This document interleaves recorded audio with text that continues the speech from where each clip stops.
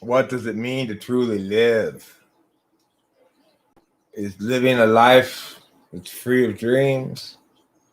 Is dreaming a way of living? Or are dreams an alternative to life? These are the questions prompted by my title today. Are you too busy dreaming to live? Is that what we're doing right now? Instead of living, we're dreaming. We're dreaming a live stream dream of words and meanings, talking and nonsense. It's all getting in the way of us experiencing the reality of concretization that we could experience if we just delved right into our extroverted sensing. Is that the reality we're all facing and living today?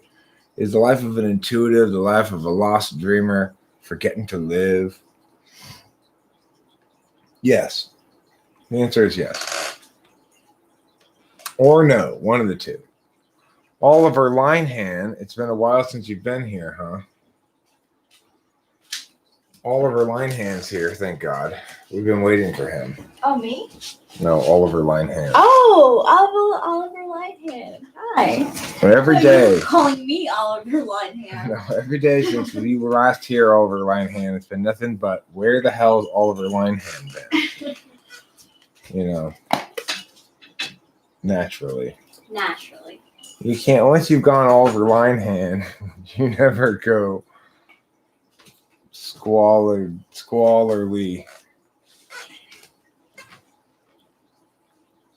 What rhymes with Linehan?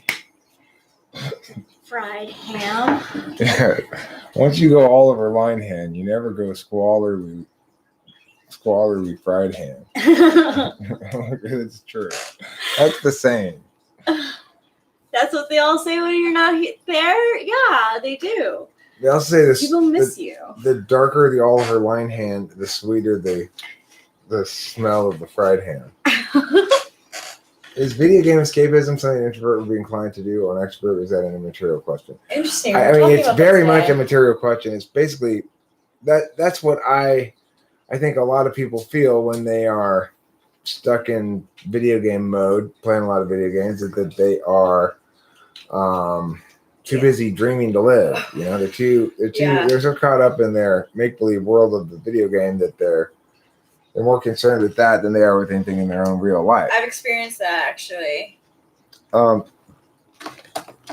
might say the same thing, though, about these books I've been tearing through, right? So I've been listening to all these books and caught up in that world of magic and swords and stuff. And, of course, and as a consequence, I haven't really been doing anything else. But see, this idea that if you aren't doing, you're somehow not really living is really a reflection of a cognitive function bias. It's not an actual reality, Well said.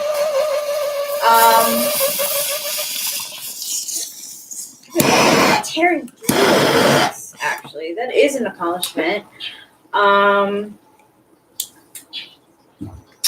I would also say, though, that it's like,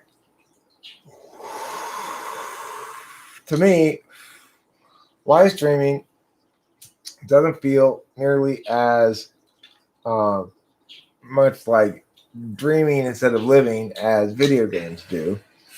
Probably because it's interactive, whereas video games are. I mean, they're sort of. They can be interactive. Yeah, they're interactive, but like I've dealt with that firsthand, and let me tell you, it's weird. When you get too much into video games like that, like.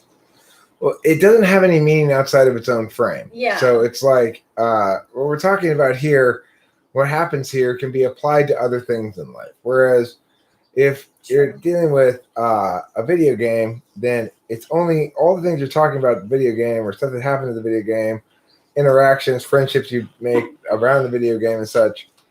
They don't have meaning outside of the behaviors that you're engaged in. That, like, for example, I might answer some question here, and then next time he asks a similar question, give a contradictory answer, I'll be called out on that. Whereas if I do something different next time I play the video game, it'll just be thought to be adapting accordingly, you know? There's no consistency metric that you judge your video game play by that like there is with your talking. True. The question is something an introvert would be inclined to do or an extrovert? Probably introverts are more inclined towards it than extroverts, but I certainly went through plenty of video game periods myself Yeah. where I played a lot of video game, you know? My dad too. So it's not necessarily introvert or extrovert I wouldn't say, yeah, because Danny says that Delilah is pretty good. Delilah's gamer. quite a gamer. Yeah. I mean, the thing is, I find in general I can't spend a lot of time playing video games anymore. That it's I can't really make the leap. It's hard for me to make the leap. That's okay. But sometimes I can enjoy it.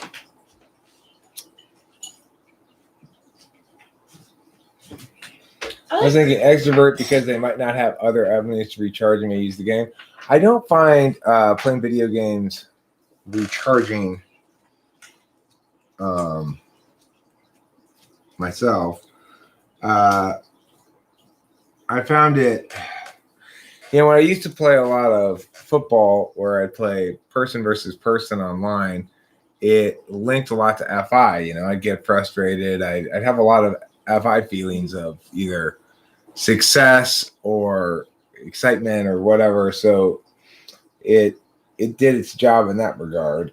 But I would say on balance, there were probably more negative emotions associated with it than positive.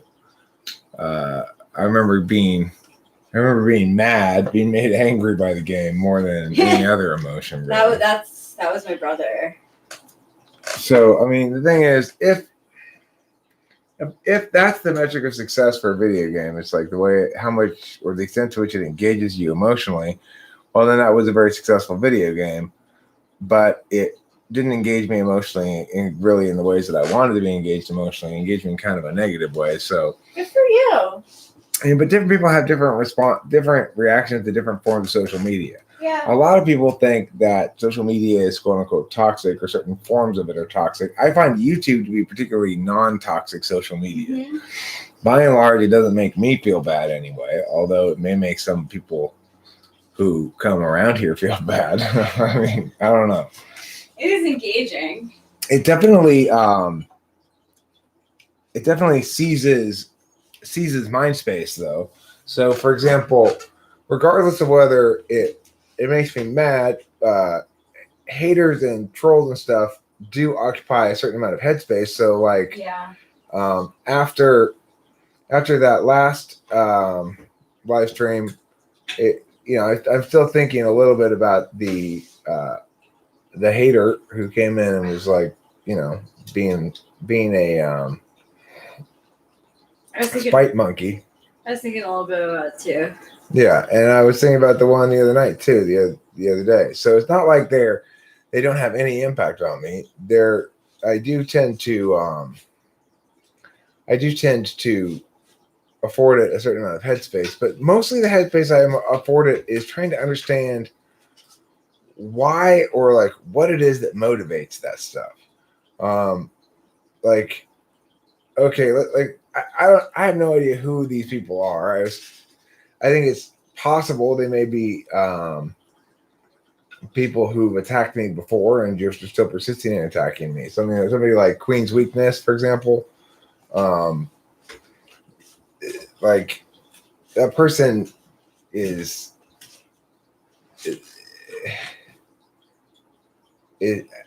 I try to figure out like, okay, well, what's going on in that guy's head that makes him hate me so much, I know. And I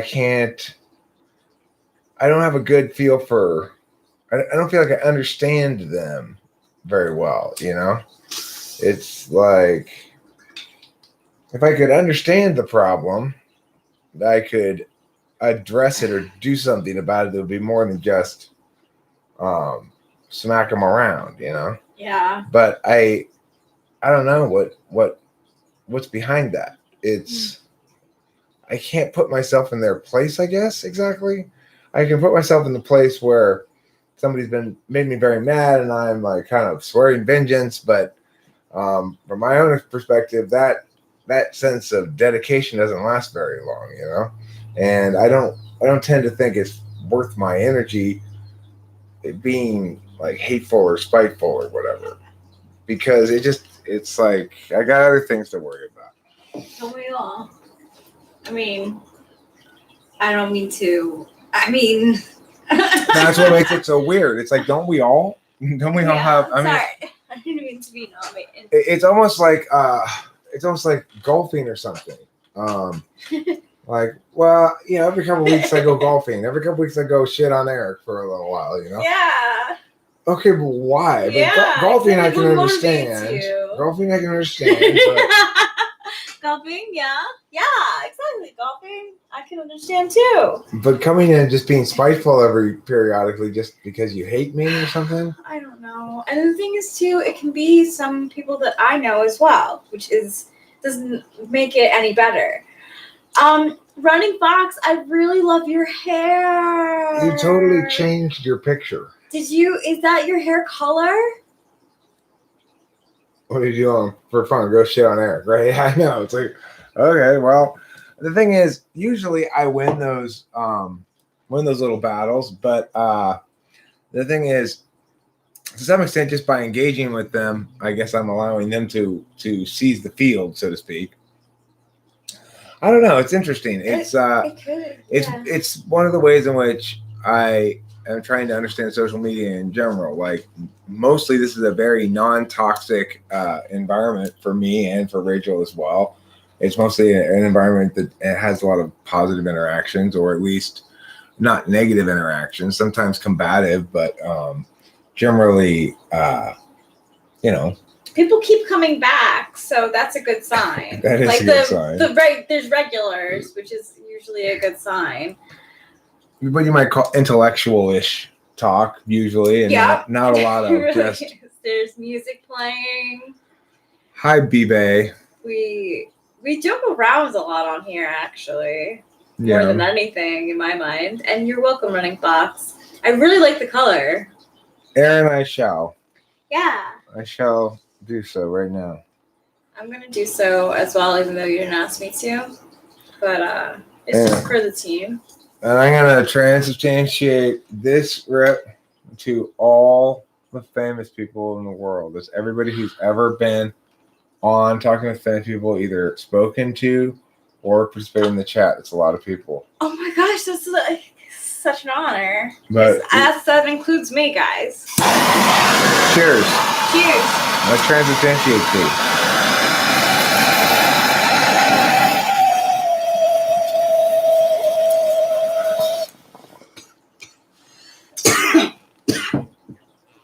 Now that rip probably got split like tens of thousands of little slivers of bong ribs, so you probably didn't notice anything from that one.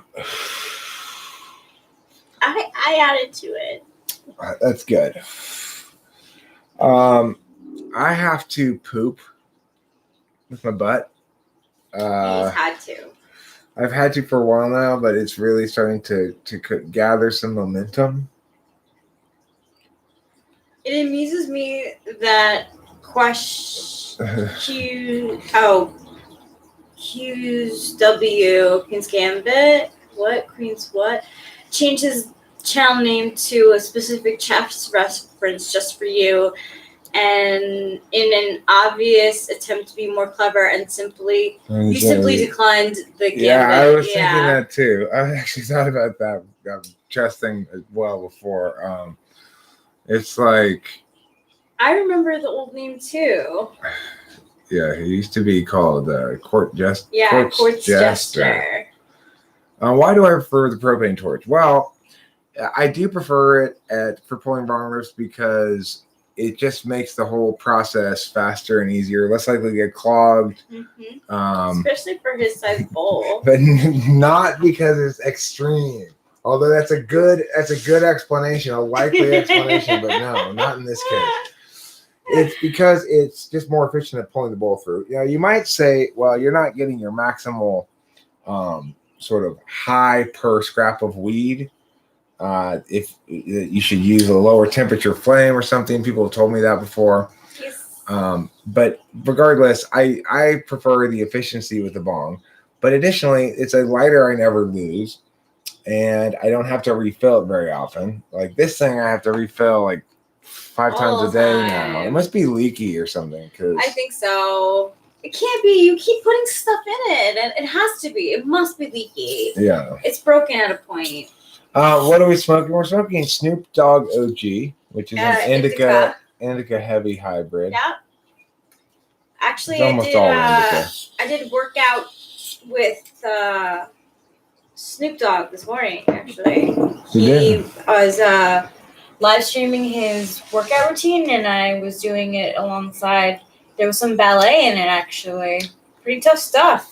Live streaming Snoop Dogg's workout routine. Mm-hmm. It's pretty cool. Yeah, it was really fun. I wonder if I should live stream my workout routine. Oh, I do already. You do. And your sleep routine. And 1, and 2, and 3, and 4, and pull the bong rip in your lungs. And 1, and 2, and 3, and 4. Now pull another bong rip, son. And 1, and 2, and 3. It's called bong rip calisthenics. I like that. Stand up, sit down, hey, hey, hey. Smoke another bong rip every day. Hi, kitty freshness. This is my workout routine. And lift and push and pump.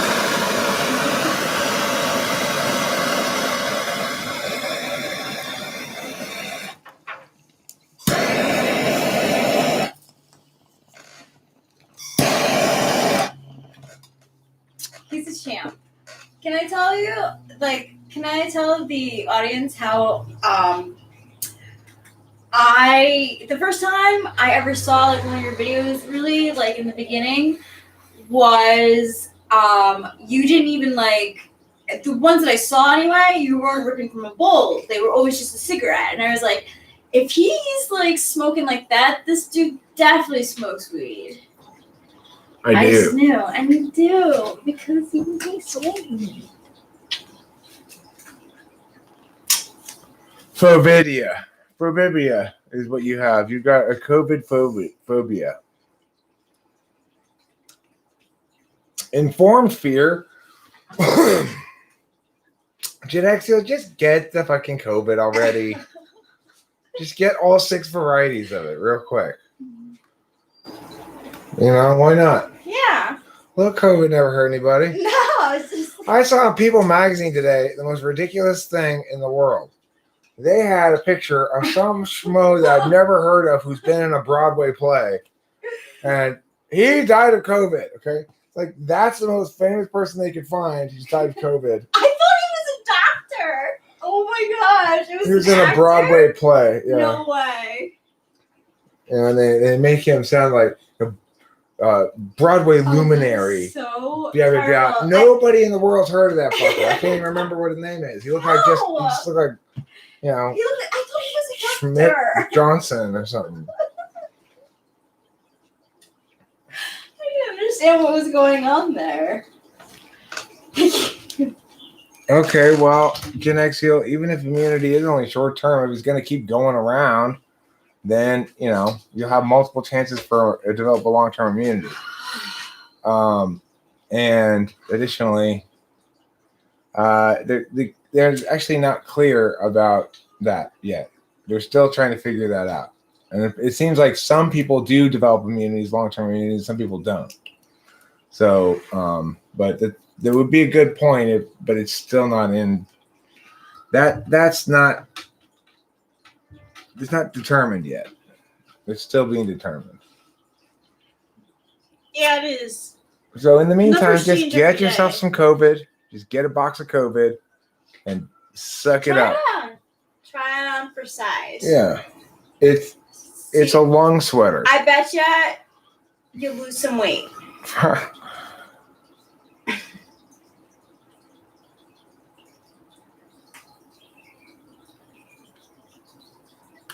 What's the best strain I ever had? You know, one of the best reads I ever had with Rachel in Northern Yes. California. Oh my god. It was called We got it was called Cheer. This stuff? Yeah. Yeah. Cheers. We only got a gram of it. It was $20 a gram. It was so good. It was like maybe probably the best weed I've ever had. But I also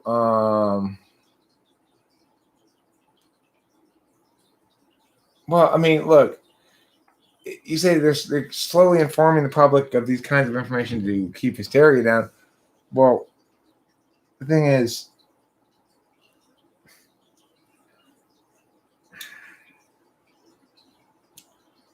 how are we supposed to engage in proper public policy without actual information? This is the problem heretofore. All we've done so far is we've made grocery stores very crowded and made people spend an inordinate amount of time in grocery stores. Yeah. Congratulations. That'll save the day. Okay, I've got to poop now. Okay, that's fine. I'll take over. I'll probably just be talking. All right. Do I have my butt on me? Yes, you do. Okay, good. And my colon is inside of there. You got COVID 25 times and you only died twice. See, it's pretty good odds. 1 in 12. That sounds good to me. Maybe you'll get on a magazine too. You know why they don't trust to tell us everything Grab's tinfoil hat? That's funny, Gen Xil. You just had a poop bang into your congratulations. Me too.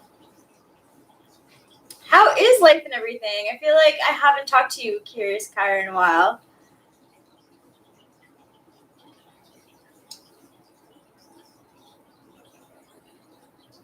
I'm glad to hear. You've been very busy. That's good. I mean, you know.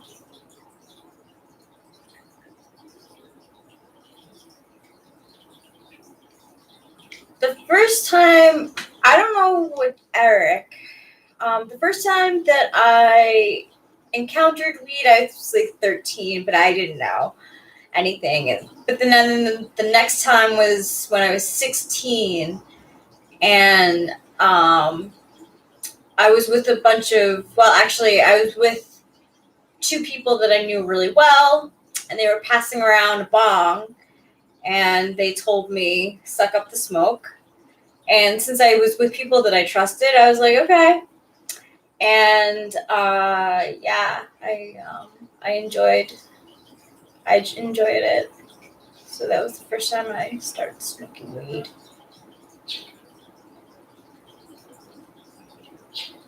That's nice, Kyra.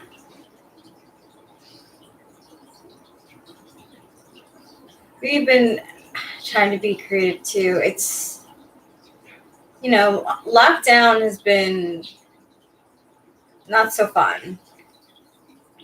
I mean, we've been having fun. I can't say that we've definitely been having a good time together. But it's definitely I am not a lesbian.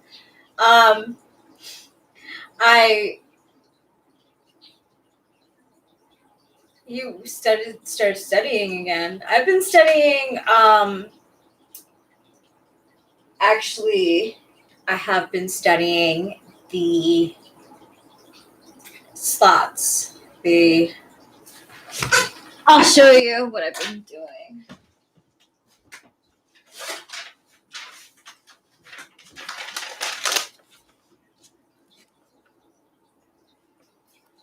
I've been taking Eric's work and making my own.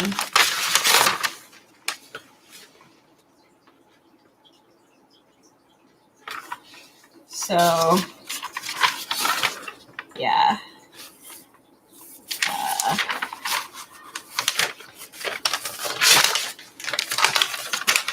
Basically what I've been doing.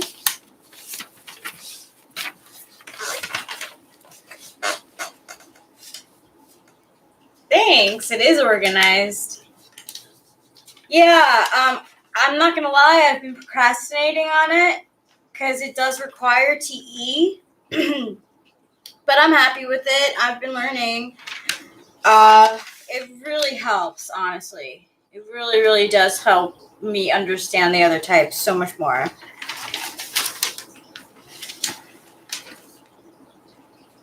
What do you think of all these famous and elite people being exposed at bad things they've done at a time like this? I think it's good that they're being exposed. They've been exposed for a long time. People have been exposing people since, the 2010s. But the thing is, it's really, really coming out now, and I think it's about time.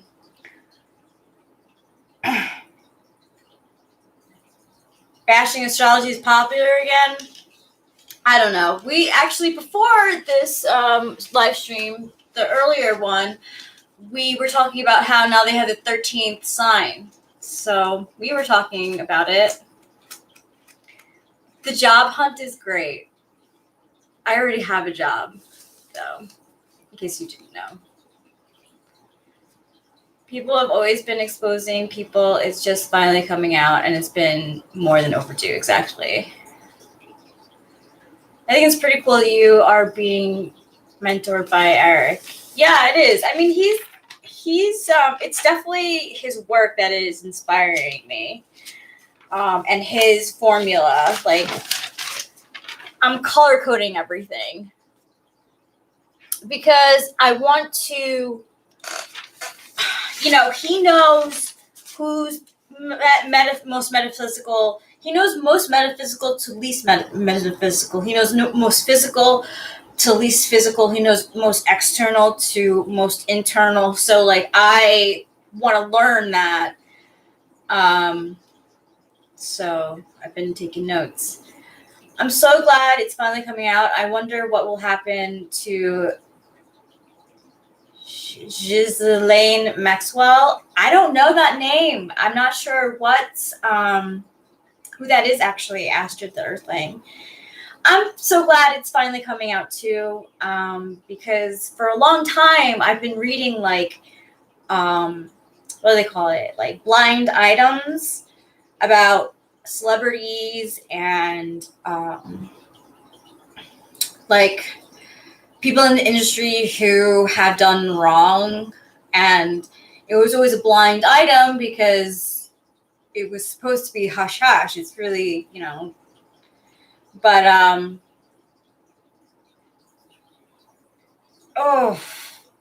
Astrid the Earthling, that just is helper gross.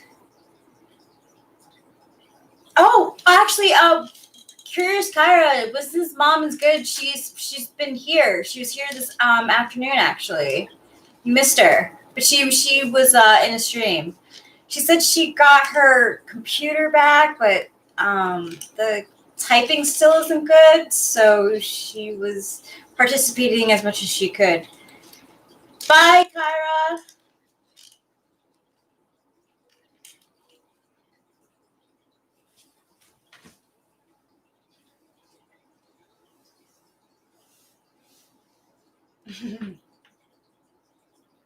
You're welcome. I'll tell her that you say hello if she comes up.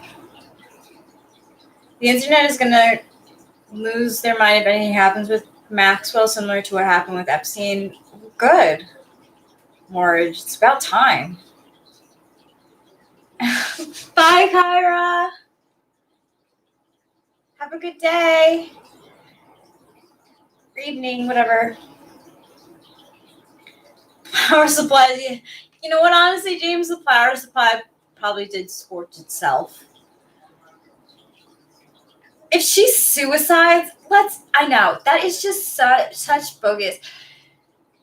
Let me tell you, people with that ego do not kill themselves. And I'm just blatantly saying that because I know my uncle, like, he pretended his own death while he was running from the FBI.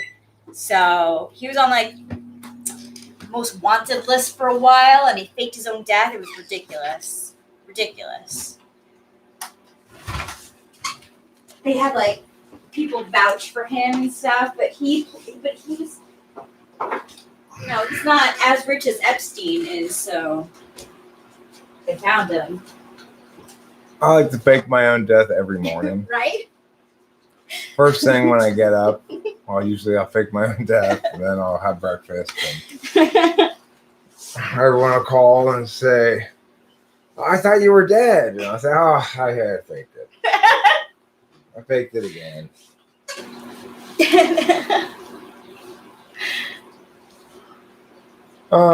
Who recently died that one might reasonably claim faked their own death? How about that lady who drowned, the Glee star lady who drowned? Possibly. Do you think she faked her own death? No, I don't think. I don't know. It's so crazy. I don't know what's going on. That's sad, though. I didn't know about that. Wait, she was like Shay. Her name was Shay, right? I don't know. She was on Glee. Oh, I don't know. You have friends, Angantyr. You have friends here. Yeah. We're happy to see you. I'm always happy to see you, Angantyr. What's that thing? What's that big long thing? SW1218244444444. You thought there was something odd about her death. I didn't know that she died. I don't think she faked her own death, though. I think she was murdered. She faked her own murder. That's different. Murder. That used to be a reggae song. Murder, she wrote. Murder, she wrote. Murder, she wrote. If you used to grind, you know what that song is. Oh, that's your friend code for the Nintendo Switch. Angantyr, if you would like to have friends on your Switch, if you would like to be friends with Angantyr on the Switch, then you need to know the important answer to the question, what's his friend code? I'll tell you, it's SW12182444790. So anybody who sees this video, either now or later, anytime, Yeah, anytime. be friends with Angantyr on Switch. And it's going to be SW12182444790. Okay? In case you're not watching and just listening, I want to make sure you can enter that code. Don't worry, it's coming a third time.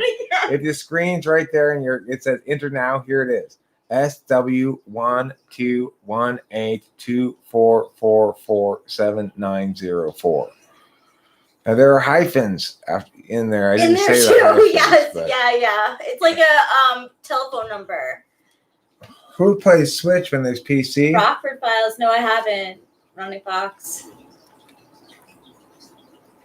I've heard of it though. Angela Lansbury. Angela Lansbury is. I did watch Murder, She Wrote with my mom sometimes. Angela Lansbury is what we sometimes call the fourth angel.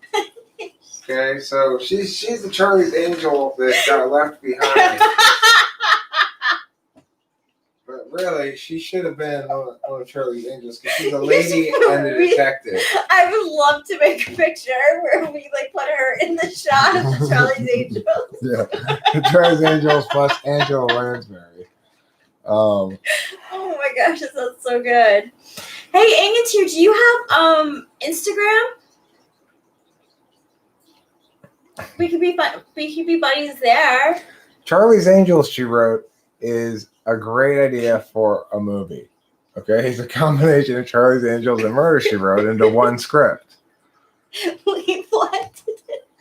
Charlie's Angels, she wrote. Okay, oh, yeah. Charlie's Angels, she wrote is a movie where what you have is you've got the angels trying to solve the crime at the same time Angela Lansbury is trying to solve the crime. James's Steam code, everybody, just in case you need to know, is 670-60932. Okay? You can have it on your PC. Nobody saw the new Charlie's Angels. It looked awful. The only thing that I liked about it was that it was, what's Bosley? Bosley, yeah. Bosley was a female, and that they had a lesbian that what's her name? Kristen Stewart in it. So they had a first lesbian Kristen Stewart, Scissors. Yeah, she does. She does Scissors. Okay, I agree. Golden Charles Angels Girls She Wrote Oh my is exactly God. where I was going to. I have email anthrax. All right, it's Charlie's Angels, but they've gotten old now. Okay, and they teamed up with Angela Lansbury. So wait, Sophia is Sophia. No. Here's the thing: they've gotten old now, and they're starting to encroach on Angela Lansbury's territory, and and so they're starting to have basically like a old woman detective board. You know? Oh. Joe Wisdom's too busy living the dream. Well, good for you. I'm Joe definitely Wisdom. living a dream right now. I think you should be Always. equally busy with living and dreaming. No, you gotta put Angela Lansbury next to the goal. Next to them. Next to the Charlie's Angels. Oh, Okay. like on the side or something in the background.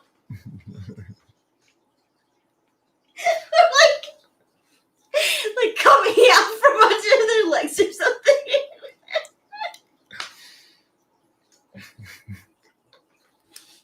Well, it's a beach-related crime, you know, Anthrax, okay? Now, I think we're going to take the Golden Girls. I'm going to take the Golden Girls out of this idea.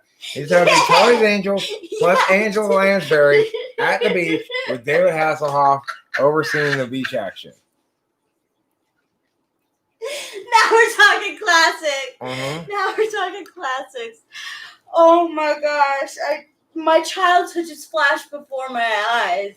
I'm assuming Angela Lansbury's dead, though, right? She definitely, yes. She's probably dead. Yeah. Right? She lasted a long time, though. It was recent. It was in the 10s. I mean, it was in the 210s. Okay, so we're going to have to get another old woman to play the role of Angela Lansbury. I'm going to recommend Kathleen Turner. Is she dead? No. She's alive, I believe. Kathleen Turner. She's still alive. Oh my God! She I'm is so 94 years sorry. old and she's still alive. She is not dead. I'm so sorry that I thought that. Okay, can we get the 94-year-old Angela Lansbury out of retirement to reprise her role as Murder, She Wrote Angela Lansbury and get all the original Charlie's Angels to reprise their role as the Angels? Okay, I'm down. That would be so great. I mean, you know, David Oh my Hasselhoff. God. Of course. Yeah, but you know what? He's too happy. He's on. Well, he might be down. You know, He did the SpongeBob movie. You know what I think would be a good way to make a movie would be you know, like all the stars that have the people who are like, oh, but you can't work with them. They got a bad drug and alcohol problem now. You know, like that guy is all jacked up on coke. Okay, so you only hire like those actors, right? And you have Terry is one of those. you have very loose parameters about what happens in the writing. You know, it's just sort of like, you're here, you're there, you're discussing pickles, and you remember you come from a family of cucumber farmers. Go. That's funny.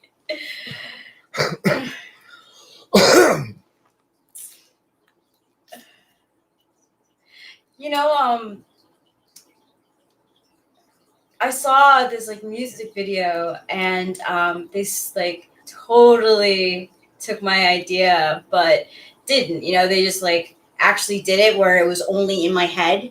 So this goes back to the title of dreaming and doing. Mm-hmm. So this music video has 3 kids dancing in it, and it's an homage to a really funny part in a movie. And I was like, hot damn, like, I wanted to do that for so long, like, but I never had the amount of friends to do it. But it's a really funny scene in Hot Rod. And they're like, it's these guys like dancing by the car, just some music, but they're dancing funny. And they did an homage to it in a new music video. So, you know, they got to it before I did. Yeah. Because I only dreamt it, I didn't do it. You got to do and dream, dream and do. No Kit Kat. No, No Rennie Fox. No. You will stop putting Kit Kats into everything. That's where I draw the line. Right. And I don't say that very often. But actually, I can say the Gay Cats edition of Golden Girls.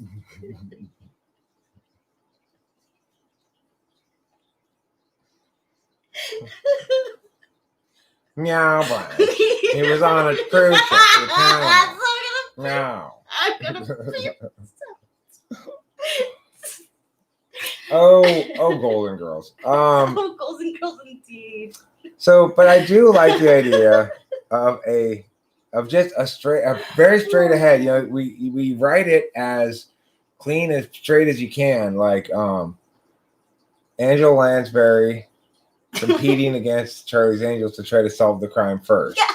And you know, somehow they both win the prize at the end or something. I don't know. I think Angela Lansbury probably takes it. Angela Lansbury She gets wins it. Yeah. That's If we could pull her out of retirement at 94, how bomb ass would that be? it'd be pretty great.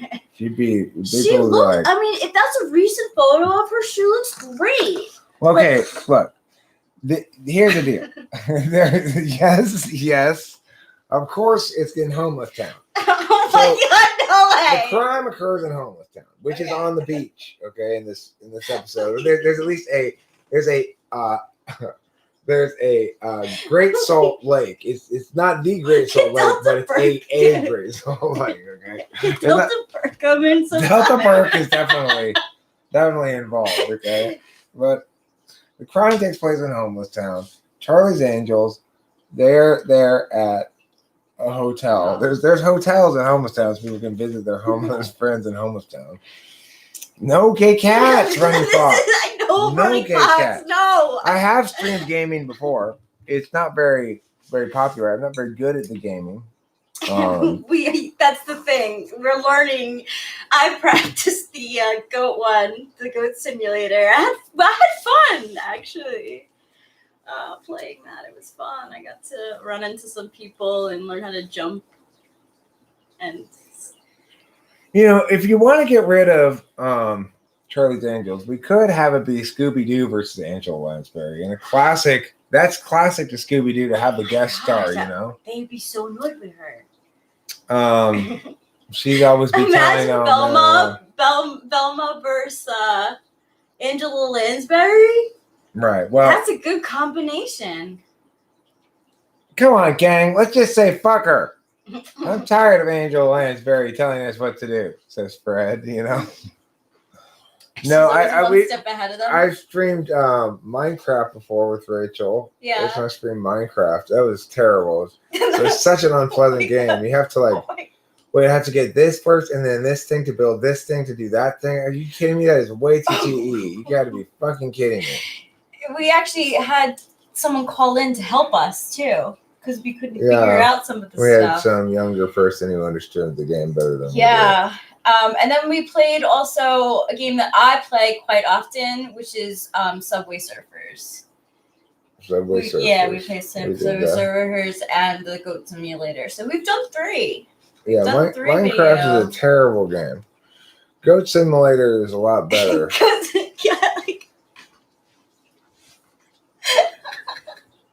I had fun doing that one too. A cat with a thyroid disorder. What's up?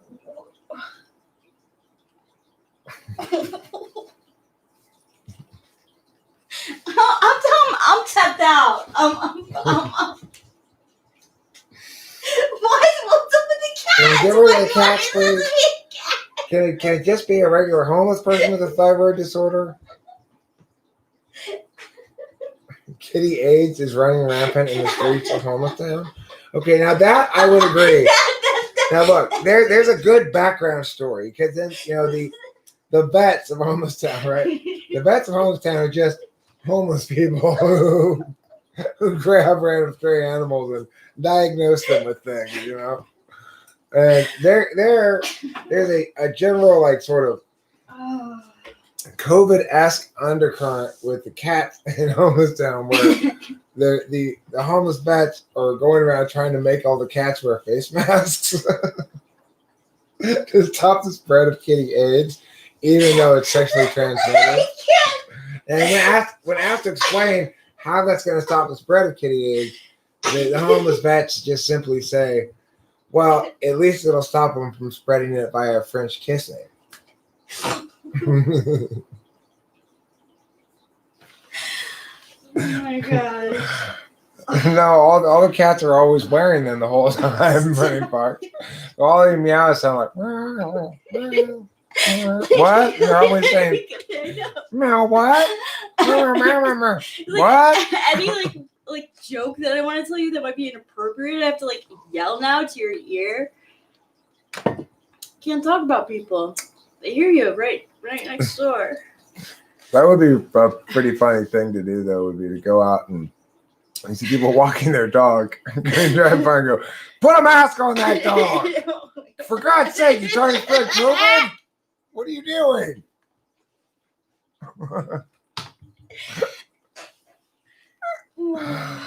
I'm calling the cops. You need a mask on that dog. We don't know for sure that your dog doesn't have COVID, and we don't know for sure that dogs can't spread COVID to people. Therefore, they can, and you are killing people right now. Oh my God. You know I'd be recording it. Stray dogs carry corona on their fur. They probably do. They might. We don't know that they don't. Therefore, we have to act as though they do. That's how it works these days.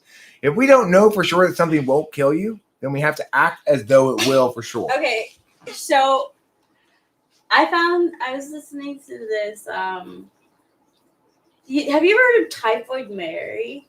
Yeah. So I heard about the story last night about Typhoid Mary. It was really interesting.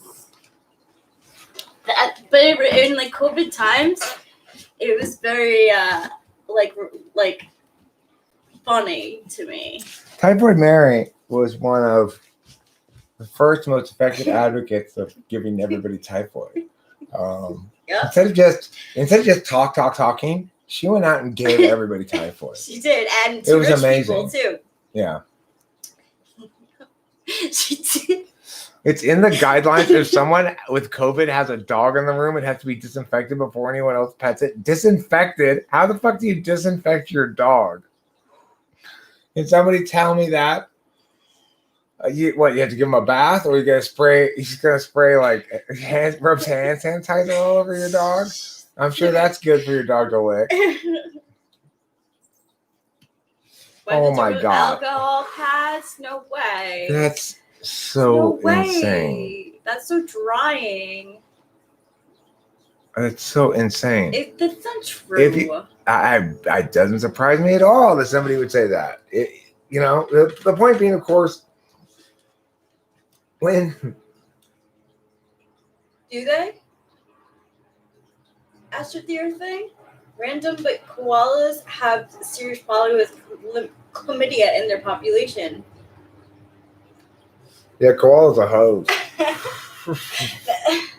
Koalas be hoeing. Koalas are sluts. Cool. Running Fox sums it up. I believe it. Look, the thing is, it's not that nobody is saying, no sane person is saying COVID doesn't exist or that it's cured by this magical treatment or that magical treatment or whatever, right? What I'm saying is very sane, which is at the point in which you have to do all of this bullshit to prevent the spread of it, it's time to just bite the bullet and get it, It's not worth the effort to prevent. It's not. If you do a harms benefit analysis for yourself, you conclude it's not worth it. I'll just get it. I'll figure out about the immunity as I go along. That's what any sane person will conclude doing a cost benefit analysis for themselves. It's because people are getting cost benefit analysis for other people that we have this ridiculous policy. No flies could wear the nest with vinegar. But dual the jerk, if face masks worked from the beginning, then why did we have all this shutdown shit? Why can I only go to the grocery store? If face masks work in the grocery store, why can't I go anyplace else with a face mask? Why can't I go to the baseball game with a face mask? If face masks are so effective. Had we just done face masks from the beginning, we wouldn't even need social distancing at this point. No, people like you who advocated for doing meow or meow or meow are the ones who are at fault for this bullshit. We should have done what I said in the first place, which is let it run its fucking course and been sane about it. That's what we should have done. Okay? There's no disputing that now. Now that we've seen that exactly what I predicted would happen, remember, you have to make public policy based on what will be done, not what you want to be done. Okay, well, I'm answering your meowing with my meowing. So I'm meowing your meow. Well, you're meowing meow meow, and we're both meowing.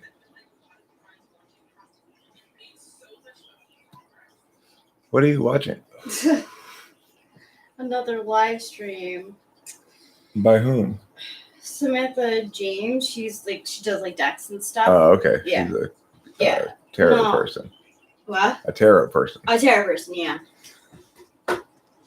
The WHO was right the first time when they said masks are useless. Well, who knows? The point is, without enough sufficient information, that actually conclusive, determinate information about the efficacy of these actions, we shouldn't take them.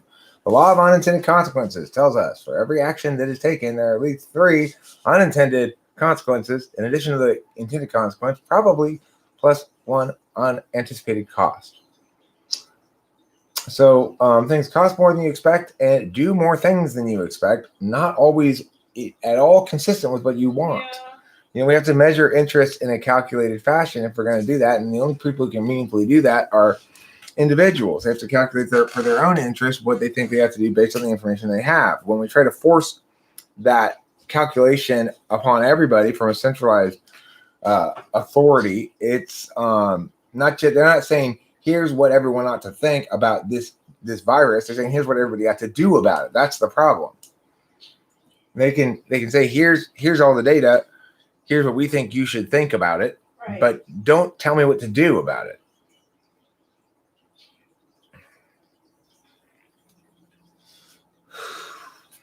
Apparently, it only works when both parties are both wearing a mask and a certain distance apart. Then it's almost for certain to work. I saw this chart at the gas station that showed like both people not wearing masks, one person wearing a mask, the other person wearing a mask with or with not out, whether they have it or not, you know?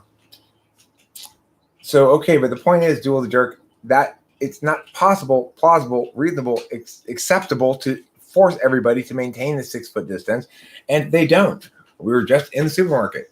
Yeah. It's not even possible to maintain the distance in the supermarket. It's fucking jammed. Yeah, because why? Every place else is closed. So we have to be sensible about things and just let it run its course, like I said from the beginning.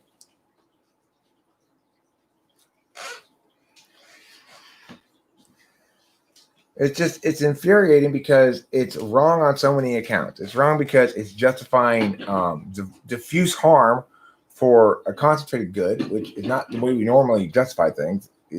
Even utilitarian things, we normally justify the opposite. We say we justify concentrated harm for diffuse good. But number 2, it's putting the onus on the wrong parties. The people who make decision about how they change their behavior are the people who feel vulnerable to this disease, not everybody. Right? If I don't feel vulnerable, then I should be, the onus should be on me to decide what I want to do or not. If you think that my presence someplace without a mask is enough to make you not want to go to that place, then that's your prerogative, you know? And if the place this is a private business and wants to force me to wear a mask to enter as a precondition to entering, that's their prerogative, nothing I can do about it. The problem I have is this centralized shutdown bullshit, you know? And the idea that some centralized authority ought to be able to make all these decisions. No, Duel the Jerk, you're wrong. Okay? You're so wrong. Almost everybody that has almost no symptoms to the thing, or minor enough symptoms, it's just like any other cold or sickness. I think I've already had it. No, you are wrong, Duel the Jerk. You are wrong. I've been right about this from the beginning. I've said you're gonna see. First of all, we didn't flatten the curve. We bottomed it out. We had less during this shutdown shit. We had fewer hospitalizations than prior in any normal occasion. I'm not putting my bias ahead of logic. If you look at the fucking data, Italy, where it was supposedly the worst, right? I only have to go back 5 years to look at the data, and I see an equivalent month where the flu took just as many people in Italy. More, in fact, for the same periods of months. So it's not inequivalent to a flu. And whether or not the masks are useful or useless, my problem is that Duel the Jerk, you are assuming you're right, but also saying, and therefore you should get to force your opinion on me as a public policy. Whereas I'm saying you're wrong, and I'm not trying to force any public policy on you. See the difference? Point, Strauss. Okay, but your justifications for forcing everybody to do as you want are not adequate. It's not adequate enough of a difference. How do you determine whether or not something's different enough to justify a hugely, dramatically, epically wrong and different response? Is it that different than the flu? How different does it have to be from the flu before it justifies this kind of response? Are we going to do this every time a new virus comes along?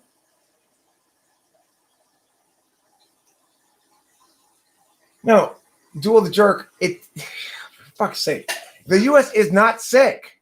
Any sane human being who looks around the United States understands that there's no swath of sickness.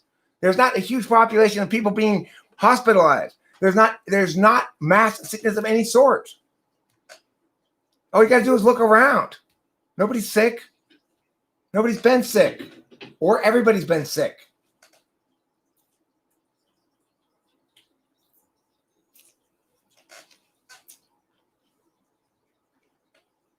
Yeah, you're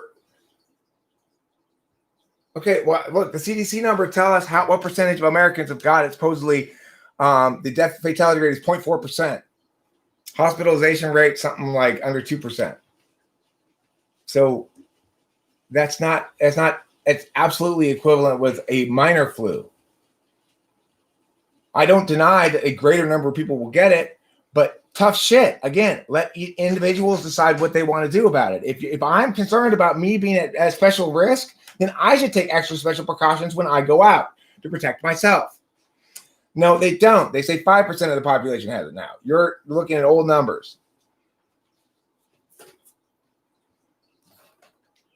And, the thing is, the reality is nobody's telling the truth about the testing, except it just, okay, but see, that's the thing. Who has the onus? I can spread any disease I have without knowing. I can spread any cold or any flu I might have without knowing. That's standard operating procedure. Who has the onus? Where does the onus lie? It lies on the person who wants to take extra precautions to prevent themselves from catching colds and flus and other viruses that naturally occur when you engage in normal life. If you want to take those extra precautions, you wear the fucking face masks.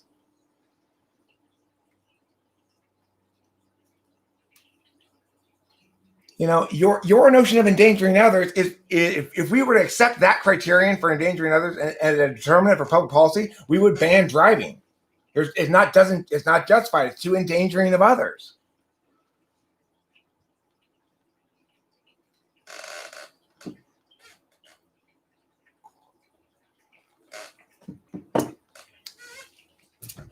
Okay, I agree, Duel the Jerk. If I had COVID and I knew I had COVID, I would take precautions to protect others from me getting it. I'd probably stay home, for example, right?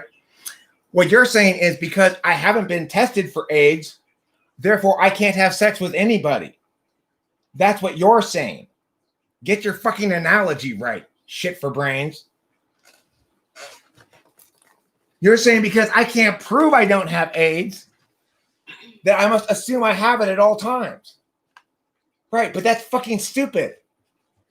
I haven't been tested for gonorrhea. Should I assume I have that at all times?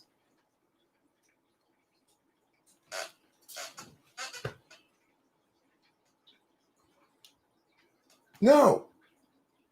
People don't have to assume they have every fucking disease in the world until they prove they don't have it. AIDS has clear symptoms. HIV doesn't, and HIV is transmittable and becomes AIDS. Well, good for you, fucktard. That doesn't mean you should be able to prohibit everybody who doesn't from having sex, which is what you're advocating for. There should be a law prohibiting people who don't get tested for STDs every 5 months from having sex. It's the same fucking justification you have for your current COVID policies, And it's fucking bullshit.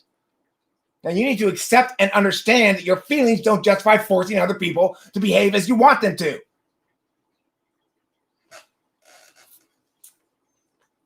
I'm right, we should have that law. Thank God Duel the Jerk wants to go around and police people's sex life. What a fucking retard.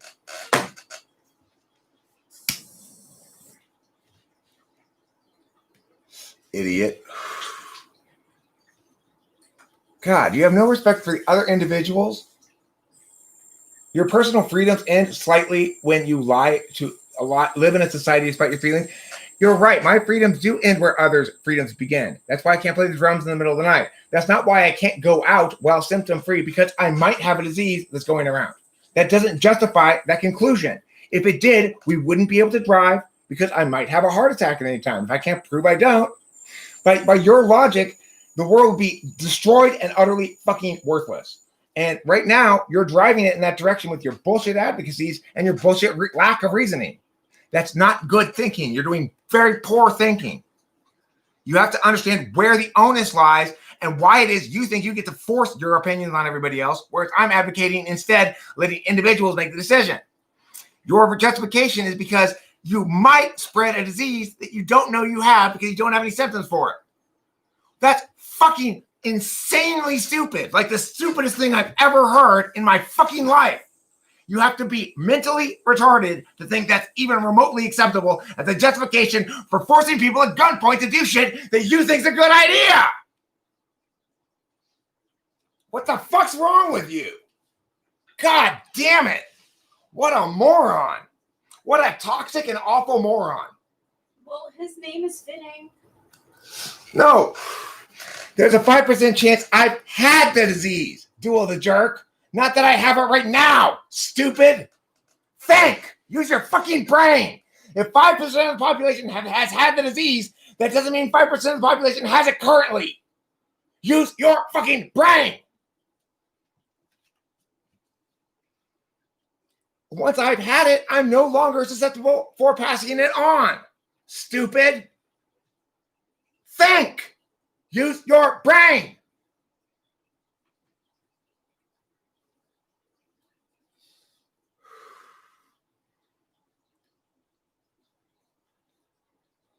Like, did you go to moron school to learn to be this stupid? Fucking annoying. Think. Use your brain. If you apply your logic to general policy, we'd be in fucking fascist Nazi Germany. Think.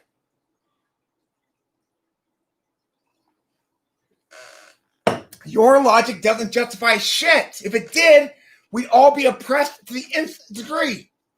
Because everything might be dangerous. No, I'm thinking rationally about what we can apply as a general rule. If we apply this rule now towards equivalent things, we have no more freedom. Period. Oh, you fucking retard. We're oppressed by the rich. The only people who are advocating oppression around here are you. You're advocating oppression. No rich people around here are advocating oppression. I think the people who are oppressing are the people who are advocating oppression, probably. People like Duel the Jerk, who should change his name to Duel the Moron. God, you're dumb.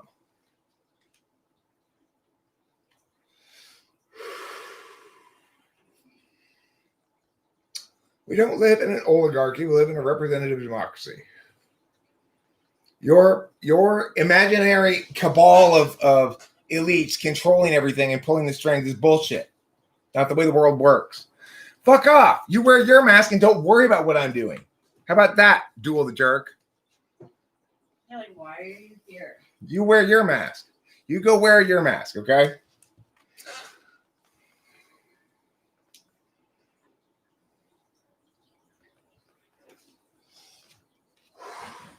Democracy is not a value in and of itself, Duel the Jerk. It's a way to uphold a value, the same value you're shitting on continually as you discuss this bullshit you discuss. The value of the individual having autonomy. The value of autonomy, Duel the Jerk, which is important, okay? It doesn't matter what the form of government is. The value you're trying to uphold is autonomy. And that's what this country was founded on. And it's the exact value you are shitting on in every word you say. So don't try to claim you're some sort of patriot for your bullshit nonsense. You are a cancer upon society. You and your discourse is a cancer. Businesses can require masks, and I will adhere to that because they're a private business. And if they want to insist I wear a mask, I will adhere to that rule. No, Duel Jerk, your whim as to what everybody ought to be forced to do is not called society. It's called you being a moron and an awful human being.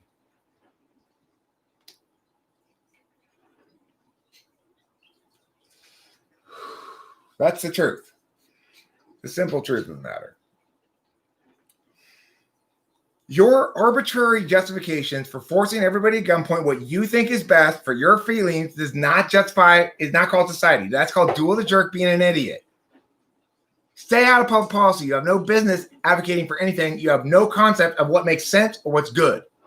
You're imagining shit.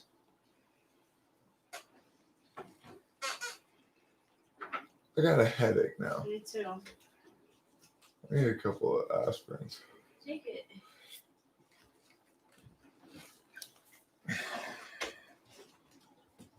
It's just playing into the fucking health theater shit, you know? Yeah, that's what it is.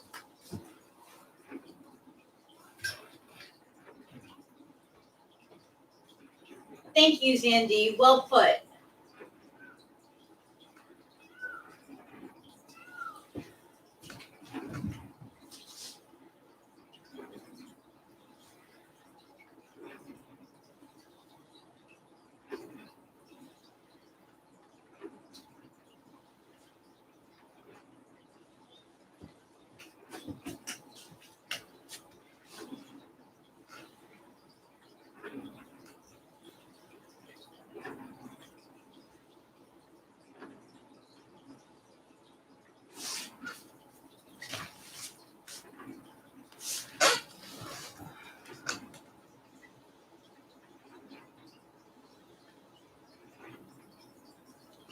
Yo, so 80s.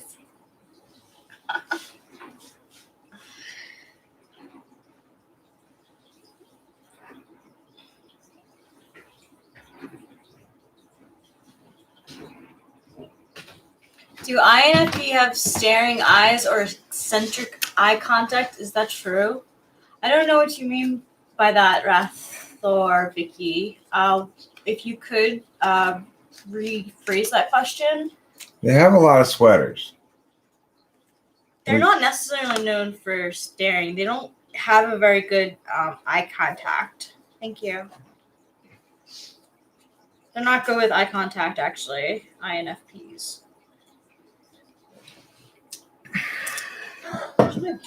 Yeah, they can be scary but it's an FI thing. It's like oh my god, I'm so moist right now. Can I use your bong? Sweet. You want two of these? Yeah. They're very old. Assuming that. Evermore the Greater.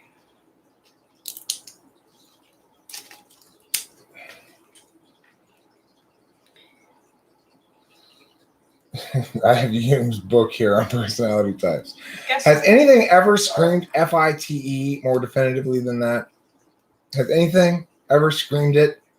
Around here, Duel the Jerk, we justify things with arguments, not with citations of experts, okay? So the fact that Jung has a book on personality types does not make Jung correct about anything. Exactly. Okay, what does make somebody correct? The correct justification. Oh, you are not an ENTP. Never in a million billion years could you ever possibly be an ENTP. No, Duel the Jerk. No, you're not. No. Never, never, ever. Thanks, Andy and James. No. They know. You don't have any TI going on here. It goes to Thank very you. old. Wow. Very old Value marijuana candies. going down. Yeah, but look at the arguments. Look at the difference in the arguments. There's no TI going on there, right? Like all TE justifications. And then when he's talking about personality type, he cites the book, right? No, this is the book. So, all right, so TEFI. See, the thing though, during this conversation, Joel the Jerk, is that you're the one who's getting FI emotional about the cause. I'm mistaking my tone for my language. So Yeah. if you listen to my arguments are TI arguments. They make Completely perfectly rational. good sense. I did get angry and express a lot of emotive tone Yes. as FE. So it doesn't matter if you're upset. It's how you justify. Okay. So TI is a disinterested calculus, which says, let's pretend there are no interested parties here. We're just judging it as fairly as we can. Now, FI is an interested calculus. What matters to you? What matters? Right. So you are for sure FI. Doesn't mean you don't argue. Probably NEFI, probably an ENFP, possibly an INFP. But yeah, ENFPs are typically wrong in exactly the way that you're wrong. And they typically argue about it a lot and don't get why they're wrong because you're not an ENTP. Arguing is not a sign of TI, right? So you're probably an ENFP, Duel the Jerk. Could you do me a favor? Sure, what? Could you get my phone? Mm-hmm, sure. Thank you. It makes sense why we're in such conflict because this is typical for ENFP, ENTP interactions. No, that's not logical, okay? Valuing the safety of old people so this guy won't cop on them is prioritizing one vector over all other vectors to not consider the fact that you need to have an actual policy that implements an actual change, to not consider all of the impacts, right?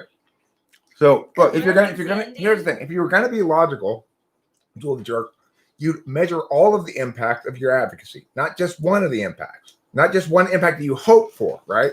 You've not established yet that you actually prevent people from dying with your advocacy because so far it hasn't worked.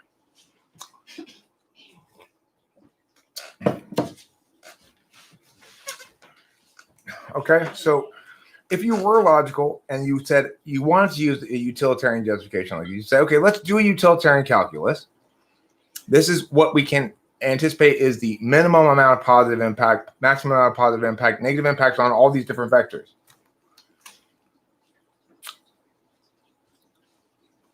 Hey, Gemini, me. Okay, well, that's another TE justification. The proper justification for this is not that your bullshit idea has failed, as I said it would from the first place, but that your bullshit idea is bullshit because of the reasons I've articulated, and that's why we reject that kind of justification for public policy in general. That's a TI answer, okay? But I'm saying your utilitarian justifications are a bad way. No, I'm not advocating not doing anything. I'm advocating putting the onus where it belongs, not claiming centralized control over everything. What some centralized authority thinks is a necessary business is not what some individual thinks is a necessary business, right? So you're advocating forcing everybody to do something that may or may not be helpful and that is definitely harmful. I'm saying let individuals make the choice for themselves. If I am a vulnerable population and want to take extra precautions, then I should do that. Okay, so you are FI for sure, Duel the Jerk. What you just said there, people are too stupid to make the right choice. We don't know that your choice is the right choice. You're claiming that. You've not established that adequately. You've not made the arguments. You're not using logic. You're using your feelings. Okay, so you are for sure an ENFP. Okay, well, Duel the Jerk, I certainly don't trust you to make my correct choices. You don't trust the general population to make their correct choices. You trust yourself to make correct choice for everybody, though. But I don't trust you to make correct choice for me. White stress. So why, if either of us can force the other one to make the correct choice, why can't I force you to make my correct choice? Why should you get to force me to make your correct choice? What's the difference?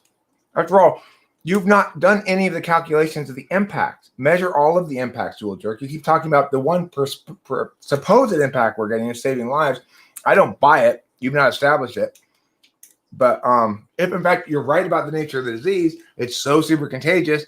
It's all we're possibly doing is delaying, maybe saving a few lives by flattening the curve.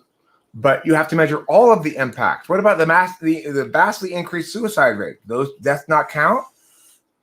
Hey, Duel Jerk, you've caused a lot of suicides. So I'm taking you to task for that. They are getting exposed now. the point is, it doesn't matter how long we shut down for. Eventually, if the truth is about this virus, what everybody says, then everybody's going to get it eventually, no matter what, anyway. Hey, Fenty Deluxe. We can't shut down forever.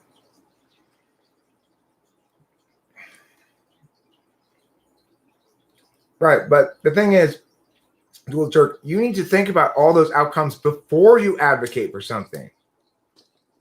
That's what you didn't do. You need to advocate for something with a reality check, saying, here are the many unintended consequences that I'm going to incur. Here's the scope of it. Here's a comparable that shows this is justified. Do we have a comparable response for this flu? No. Okay, well then, how different is this, and how much proportionally different ought our response be? How many magnitudes of more significance ought our response be? And being totally unproportional, disproportionate to anything comparable, means we end up with this butt fuckery that's called your stupid COVID policies, which is basically just a bunch of scribbly lines, right? They're not anything. It's not even anything. There's nothing consistent about them. They don't make any sense. Yeah, we need an ENTP to do this thing. Did you say Their numbers are lower for what? Not in terms of percentages. In terms of fatality percentages, it's the same. I mean, I agree the U.S. has done a terrible job in responding to COVID, but it's because we haven't done any testing and we've acted before we have information. Acting and appealing to ignorance, which is what Duel the Jerk does. We should force you because we don't know. No, we don't know is never a justification for anything. Ignorance is not a justification for something. We don't know if your haircut might be killing people or not, Duel the Jerk, so you must shave yourself bald. It's not a justification, is it? Smart people don't justify things like that. The ends don't justify the means. Thank you, Morridge. Yeah, that's a great way of putting it. And that's all you're doing is saying ends justify the means. By your justification, it's the same justification that Kim Jong-un uses in North Korea. Hi, Peter. It's the same bullshit. That you think your feelings about this justify forcing everybody. And smart people are like, no, no, no. That's bad.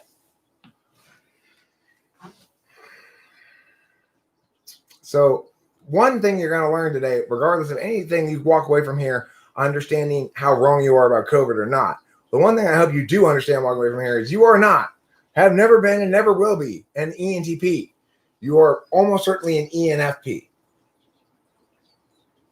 Okay, that thing that you're calling logic is not logic. That's extroverted thinking. And the reason you mistake it for logic is because you are TI polar. For example, I can test you right now and just demonstrate that you are an ENFP. Hey, Lawnmower. Duel the Jerk, can you please answer me this question? Who is my mother's husband's only daughter's husband?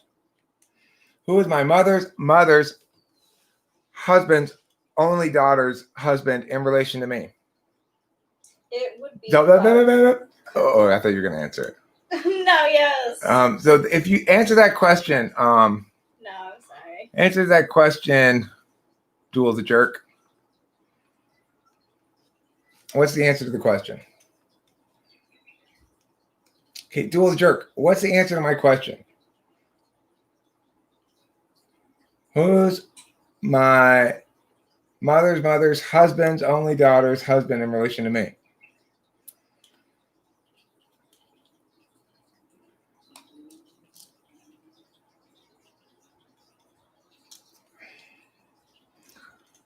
Who's my mother's husband's only daughter's husband in relation to me? And you have to answer, or I'm going to give you the wrench. Don't wrench him. I can't stand this right now. Okay, well let him finish. Let him see what he says. Are you writing it down, Duel the Jerk?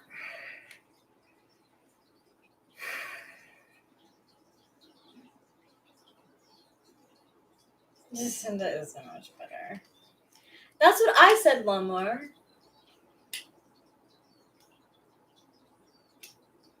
No.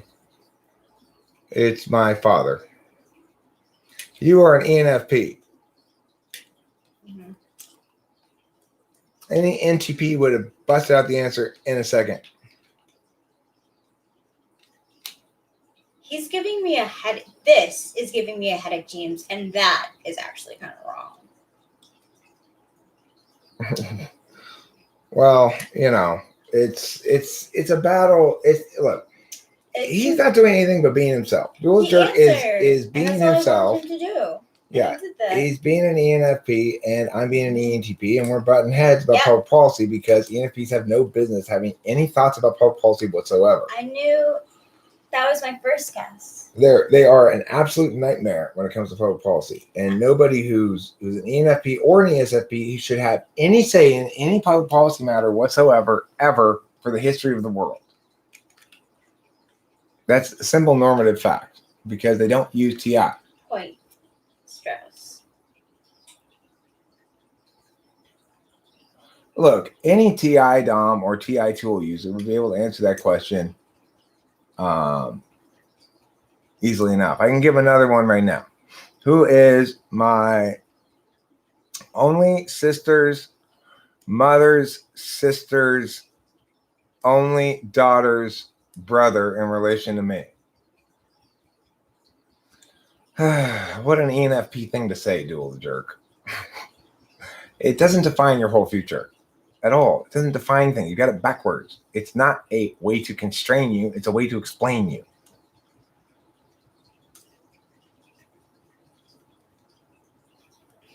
Anybody want to give an answer to that? Dual Jerk, you got that one?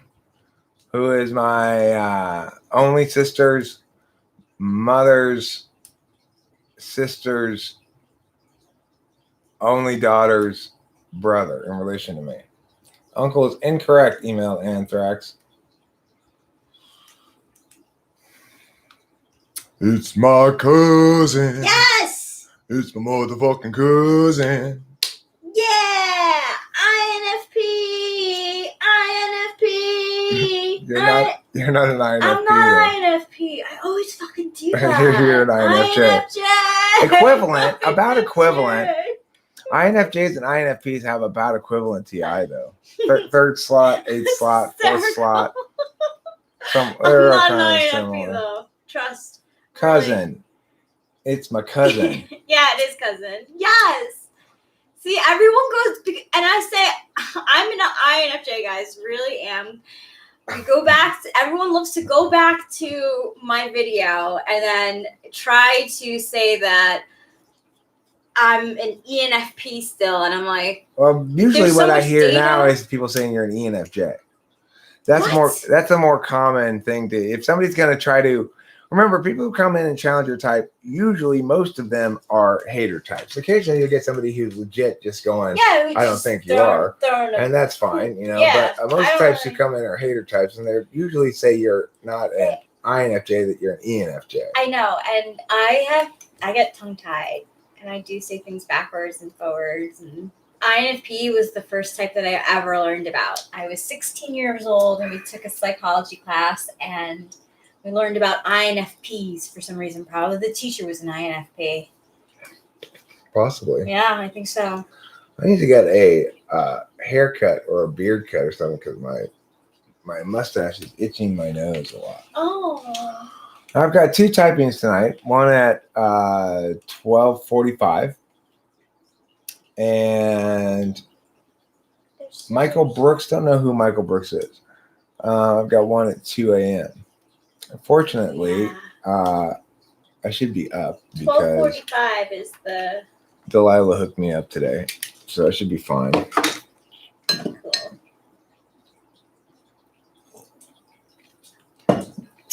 Zandy.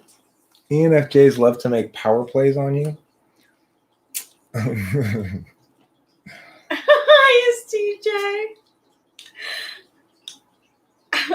Rachel's 100% ISTJ, so blatant. Yeah. Boy, she's fall. She fucking fall. She's got some pretty crappy SI for ISTJ. Yeah. Give you another question? Okay. Yeah, I do. Who is my maternal grandmother's husband's only son-in-law's son's sister in relation to me. That's my maternal grandmother's husband's only son-in-law's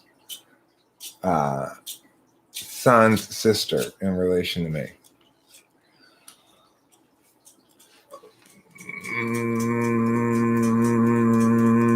I don't find Zandy particularly manipulative. I don't find Zandy manipulating me. Zandy, No, are you manipulating me secretly yeah, are you? underneath the cover? Is that who you are? Wait, hold on. I'm not good at convergent thinking, more divergent thinking, because that's what TI does. No, that's what extroverted intuition does. Okay. Extroverted intuition is analogical and divergent in its thinking. I know. I'm TI just trying to is too. I'm like, is neither this has been divergent like- nor convergent in its thinking. It's a deliberative process like FI. go for it. Just like you know what's most important to you, and I don't really know what's most important to me. I know what's correct universally by the logical deliberation calculus. No, Dual the Jerk, you've got that completely wrong. Questions with single answers are not more for TE users. That is wrong. TE is an ordinal order of operations thing. So, for example, if you have strong TE and you don't have great TE, you've got probably third slot TE because you're probably an ENFP. Yeah. You So, sound like my dad. With third slot TE, if I were to give you a task that said, can you break making a bowl of cereal into 8 steps? That's something TE would be good at. If I say, can you fix this refrigerator? That's something TE is good at. TE is about the logics of things that have their own particularist logic. TI is about the logic of communication. So to be correct with words means TI. That's being logically correct. To be correct about solvency in an actual physical system of some sort or a specific system, no, you don't have FE third slot. You've got FE sixth slot. It's demonstrative. And you're not charming. You're annoying. Sandy, I don't know if you're actually annoying, but you're not charming me right now with your wrongness. Let's put it that way. You couldn't be more wrong about everything you say, just about. So it's super annoying. I definitely say that you're not very charming with FE third slot, and I do agree with Sandy. I understand where she's saying. Sometimes INFJs can do that too without really knowing. It's like it teeters on it. It's called assipulation. It's assistance plus manipulation. Sure. Yeah. It's because we were arguing, that's why.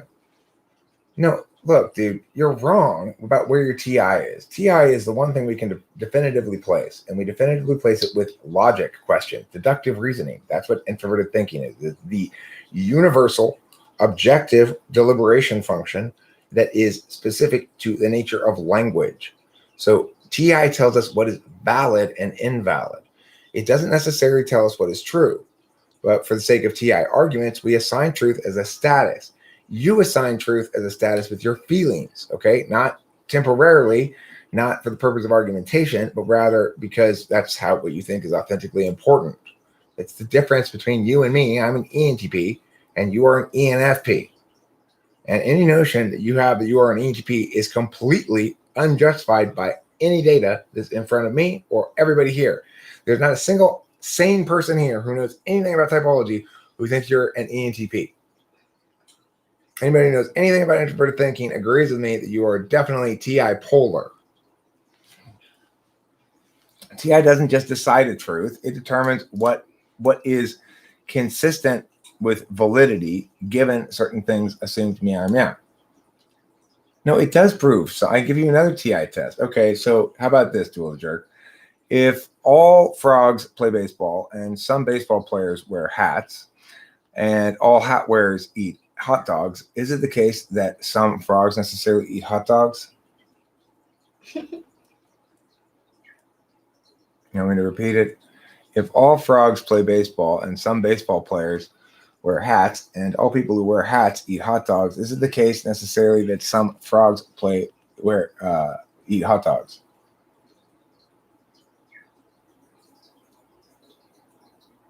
Now, remember, Dual the Jerk, this is a conditional statement.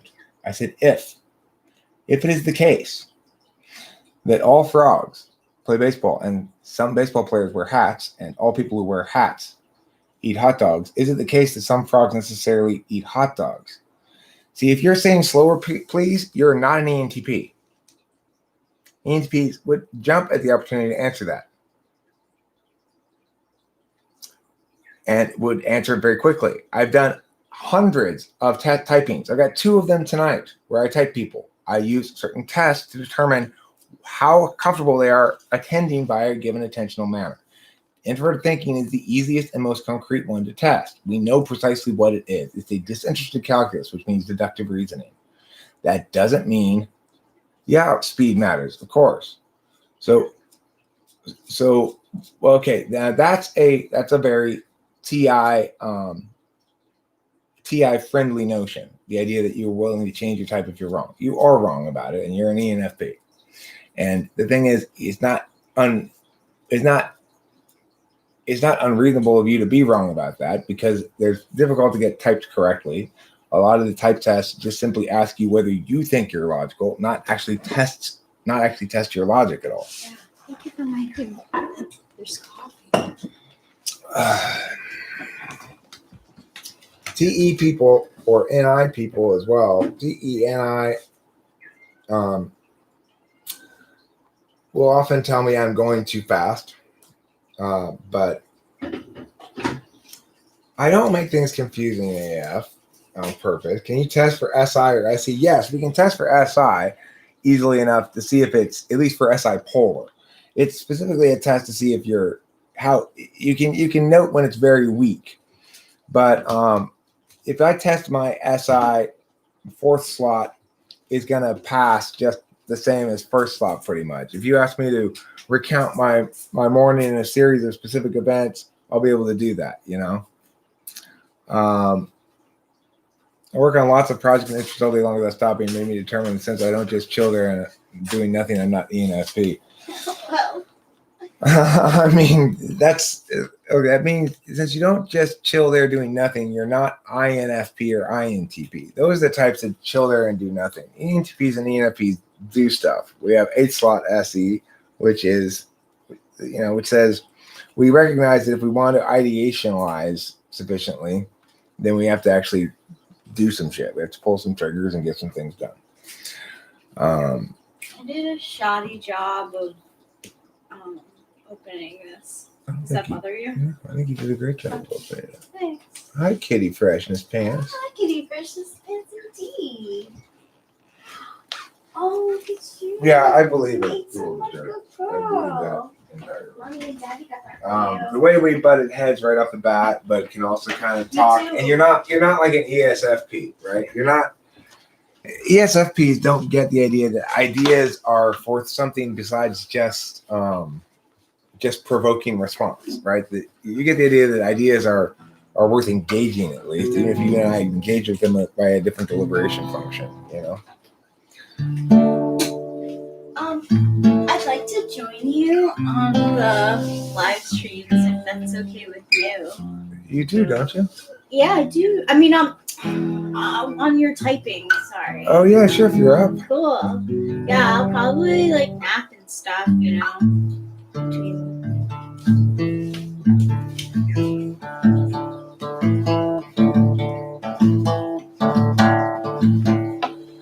Okay, I'm gonna play a song or two here. On the old guitar, and I'm gonna start with "What's the Matter with." Yeah.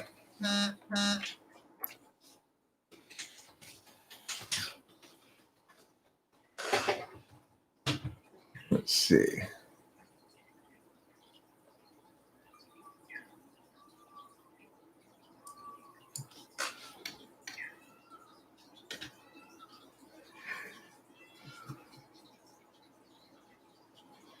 Here we go.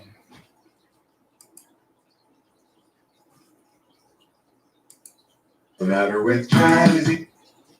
Here we go.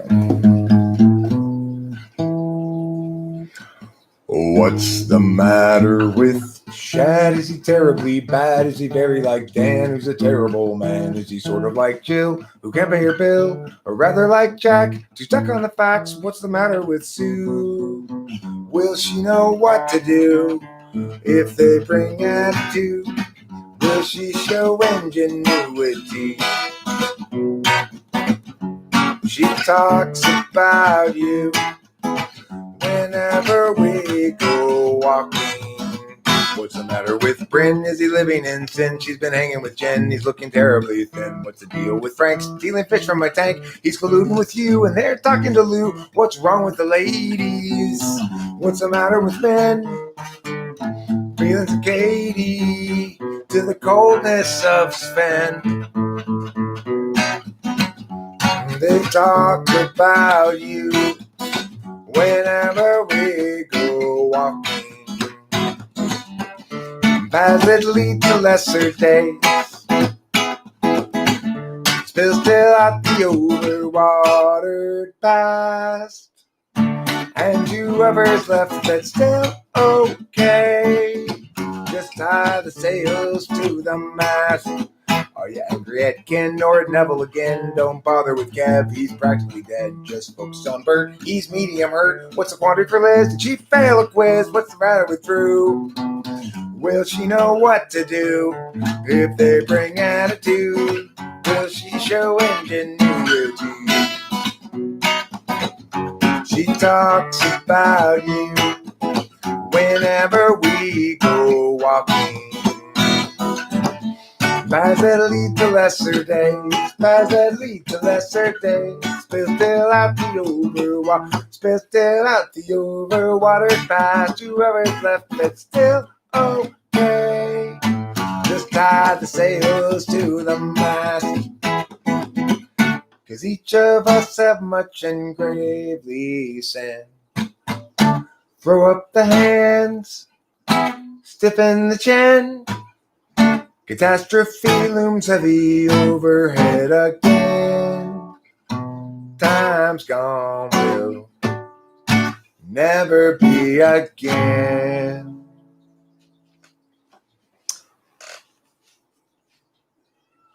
That's a good song. That's a good song. I like it. I do. 30,000. I'll play this one too.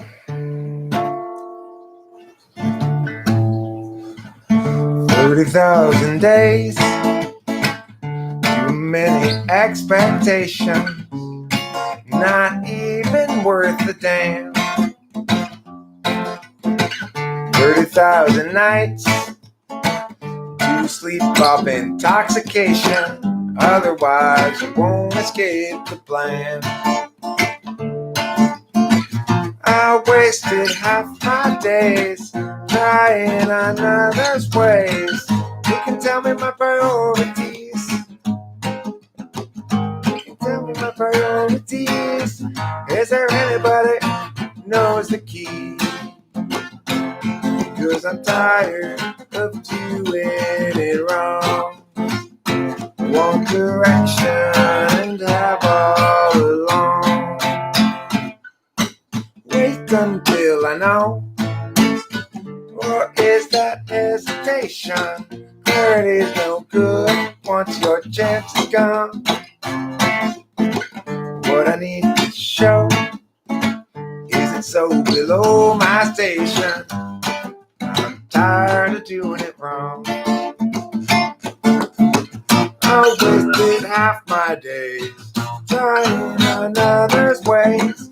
Who can tell me my priorities? Anybody knows the key? 'Cause I think I'm doing it wrong. Yeah, I think I'm doing it wrong. Yeah, I think I'm doing it wrong. Yeah, I think I'm doing it wrong.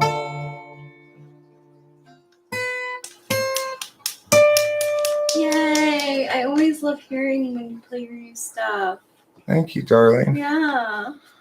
Still getting the hang of that one a little bit, but I like it. I think it's a good Me song. too. It is good. It's very good.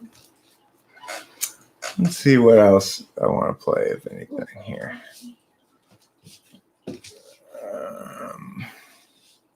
I know what I want to play, and I don't have to look at anything to play this.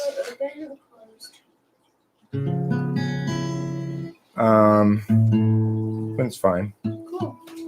It's nice out.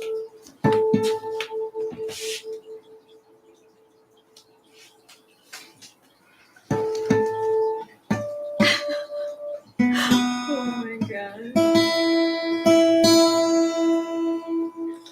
Well, it's a new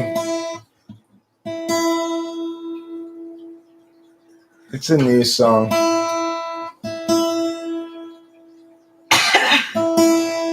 Oh, Everyone wants to hear personally, like you don't want to hear your guitar. That's not true. Gerald has a thought. Gerald has a lot. Gerald has a plot. Farming tater tots. He's got a good idea for a name changing business. Thinking now about what's called Christmas. When they hired a groom to get that name. Gerald always thought there'd be chance enough to return to the work after us. He'd get back to it gratefully. But his agents piled up and his plans would interrupt all the work that started off so hopefully. And now his mind's back on his business, thinking of changing fact list to list. Just know how all the people look out their names. And Gerald knows he understands everything really there now. He won't provide explanation regarding the why or how.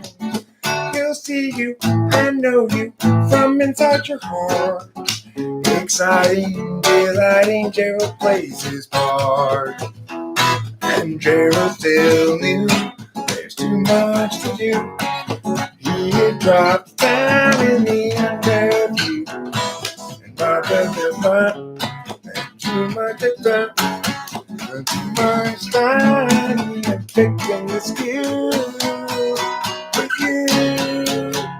Gerald has a thought. Gerald has a lot.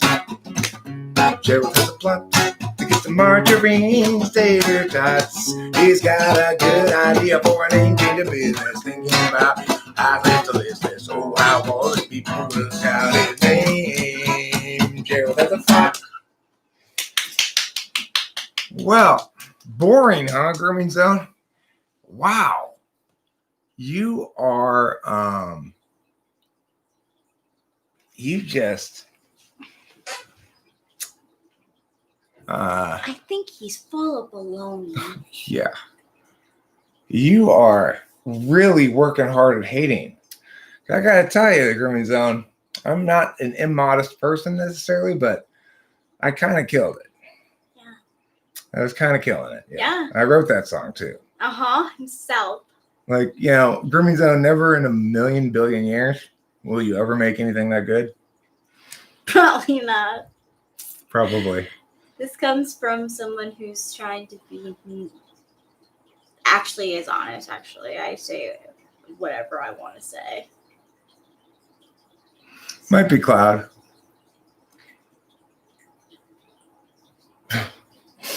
I made fun of you last time?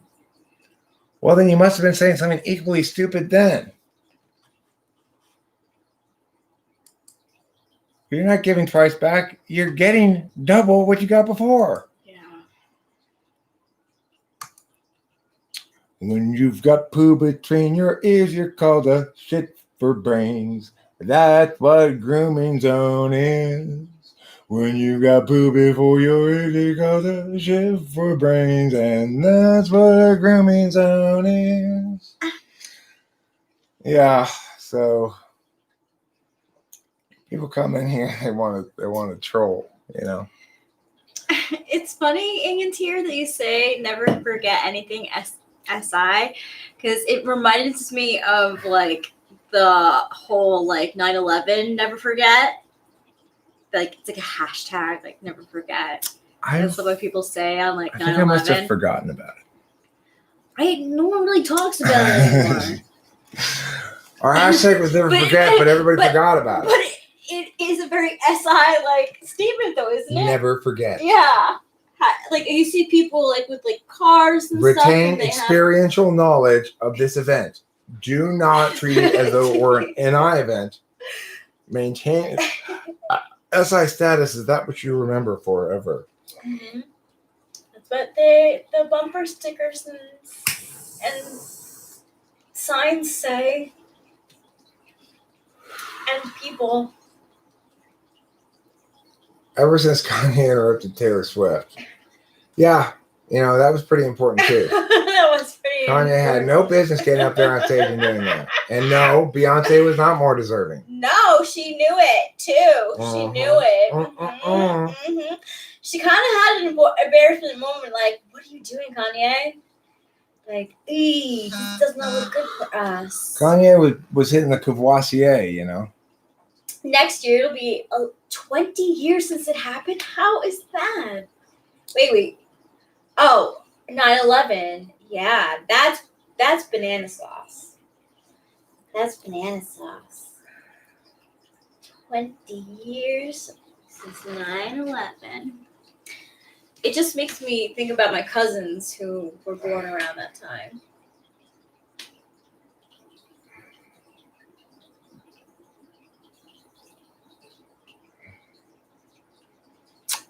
Let's see. I inquire how to go make a.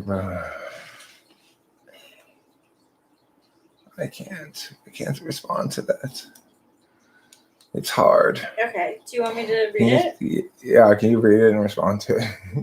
Well, I'm gonna ask you how to respond to it. You'll see how to respond. It's just a basic like meow about typing, getting a typing session. Where were I during 9/11? I was at work at East San Gabriel Valley PAU. I had a class full of special ed kids, and I didn't know about it until I walked in to the building. I guess I was listening to music on a CD on the way to work because I didn't hear anything on the radio about it or whatever. So it wasn't until I walked in the building, everyone was standing around TVs, and I was like, what the hell's going on? And they were like, oh, well, these planes are crashing into these buildings, I was like, wow, that's nuts. Look at that shit. I didn't get so emotional about it as a lot of people because to me, I guess New York seemed very far away and not very like it wasn't clear right away what was going on. It was just sort of like at first, the first one, I thought, well, the plane probably just accidentally crashed into the tower, It was an accident is what my first thought was.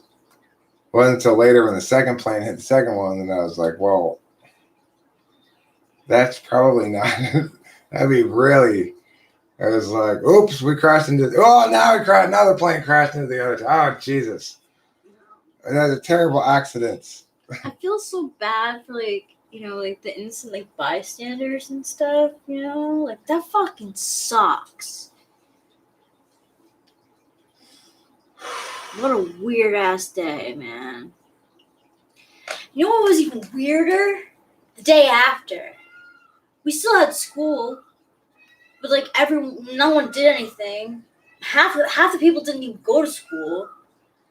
And like I'm walking down to I had like soccer practice, and I'm walking down to soccer practice, and then like someone from my past like came, and I was like, "What?" I'm like, "You're off from school?" Like, it's weird. It's just like weird. I remember we had like vigils. I was into that because as a 7, I'm like bored because like everyone's like grieving, but they had like these like candlelight vigils for people who died in the town, and like people would honk the horn and stuff. I was a part of that. I definitely was. But yeah. I want to hold a candlelight vigil for everyone whose lives have been harmed by this horrible COVID policies.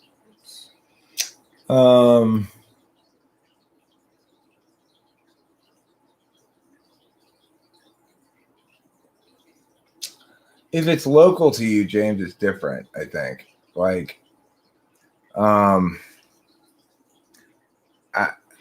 there's certain even like I feel a sadness about the May Company building.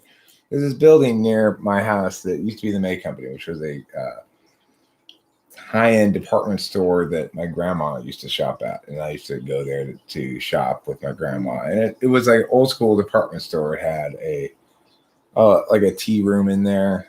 Oh my gosh. And it had that is old school. Yeah, and it had like the sections like this area is and this area Yeah. and Menswear. I used to go there also with my mom when I was really young to shop for Christmas ornaments Where because was they had this? the May Company, which is it's right over there by what's now the Chinese supermarket. Oh yes, right there. yes. You showed me. Oh. And the building has been not in use for a long time now, and it's just sitting there vacant, and it makes me sad because that old school Arcadia that I remember, which was old even when I remembered it, like it was the lingering hangings on of the 50s Arcadia, early 60s Arcadia with Henshaw's and May Company and stuff. Yeah. That stuff's all long gone, and it makes me sad. And there wasn't even any disaster about that. So it's like if the thing that happens is local to you, I think it involves a lot more emotional connection to it than if it's not local to you. I didn't feel a lot of anything about 9/11. Later on, I started feeling a lot about it because of the Iraq War, and I got very into arguing that it was a conspiracy and stuff like that, and I still think it was. I do too. I remember it so well. Like being in. At first, they said it was a helicopter that hit the tower. Because they didn't have all the info, and then it was an airplane, and I was like, "Who would like fly a helicopter into a building?" And then the next period we had the television in the classroom and we were watching it. Well, there was a bunch of crazy. A bunch of stuff got destroyed in the destruction of Building 7. A bunch of information at the bottom of that building, like banking information and stuff. It said that the CIA had information repositories at the bottom of that building as well. So that's not the thing first is, time, actually, too. That's not the first attempt to blow up Building 7. Yeah, to blow up the Twin Towers. Right, but Building 7 specifically. Building 7 is the thing that is the smoking gun. There's no explanation for that. So thanks, babe. I like that. It's like because I've always thought that. And there's lots of reasons to know that it wasn't what they say it was. Like there were lots of there's lots of stock trading that indicates certain people knew about this shit ahead of time as well. Like sell-offs a certain number of months ahead of time. Just it's like right at the point where you can legitimately say it was far enough ahead that it's not related, but it's bullshit. Say something. How to deal with being an INFP? Listen, Rather Vicky, you are nurture's fragile ward. Okay. Yes. What you need to do to be an INFP is stop trying to impose the world's mores upon yourself. You know what's authentically good for you, and you just need to live that life. Okay. It may require you to find a rich sugar daddy man who buys you your own little boutique in the old town part of town and lets you sell your pottery that you make and lose money doing it. That is probably what you need to do. So you go out and you find yourself a sugar daddy and you open your boutique, whatever it is you make. Okay. And you only have like 3 things in the shop because you never get around to making more. and you'll only be open Tuesdays and Thursdays from 2 to 4 because it's asking a lot to get there more frequently than that. You might eventually hire a girl that you get introduced to by your neighbors. You know, it's not something you came in, you didn't put up a sign.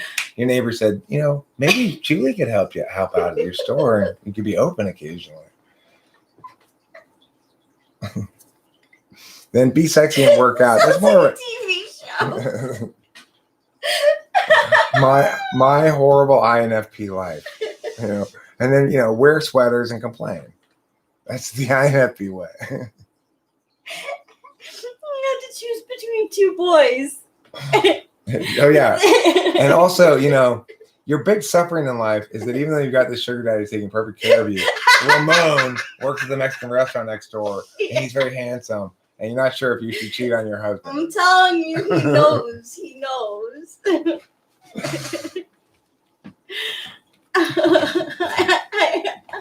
I'm a complaining machine. You're right.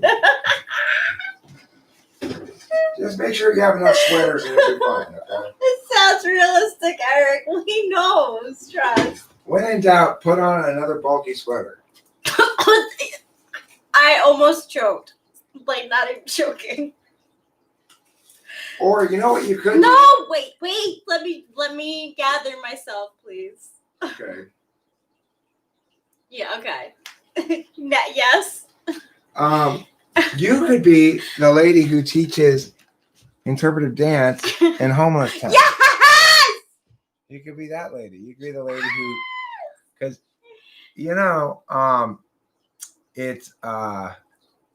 it is the case that someday there will be produced Sister Act, but with homeless people and dancing. Okay. Can I'm Not a Lesbian be a song in the play? Yeah, sure. There can be a short-haired girl in the play, and that's her storyline. Is that people are always mistaking her for a lesbian? Yeah, I when I went to the mall, I got a eye, and my face was like this. I was like, oh no. I was like, no. Emailed Anthrax. We are talking about 9/11 and Rachel is drinking from an I Love New York cup. It truly, you're right. And I do love New York. Born and bred there, but I've always wanted to go to California ever since I was a kid. So this is kind of like a dream come true in a lot of ways. Make an INFJ sitcom theme. You're sitting here and smiling at me, but I'm knowing better than you. You think you're smart, but I can tell my subtext just goes right through. And I'm frustrated by people's ways and the dumbness that they show. But I'm smiling anyway today because I'm an INFJ, Thanks, baby. Mm-hmm. That's so nice. Even they all think so. The peacocks. The peacocks, they think so too. If you change your mind, even for a single day, in a moment of weakness, come my way. You'll get super settled after that. You'll get supper settled. Supper settled? That'd be nice. Settle your supper is a good term meaning hold your horses, right? Yeah. Settle your supper. Marriage is a bullshit way of weak men trying to control women.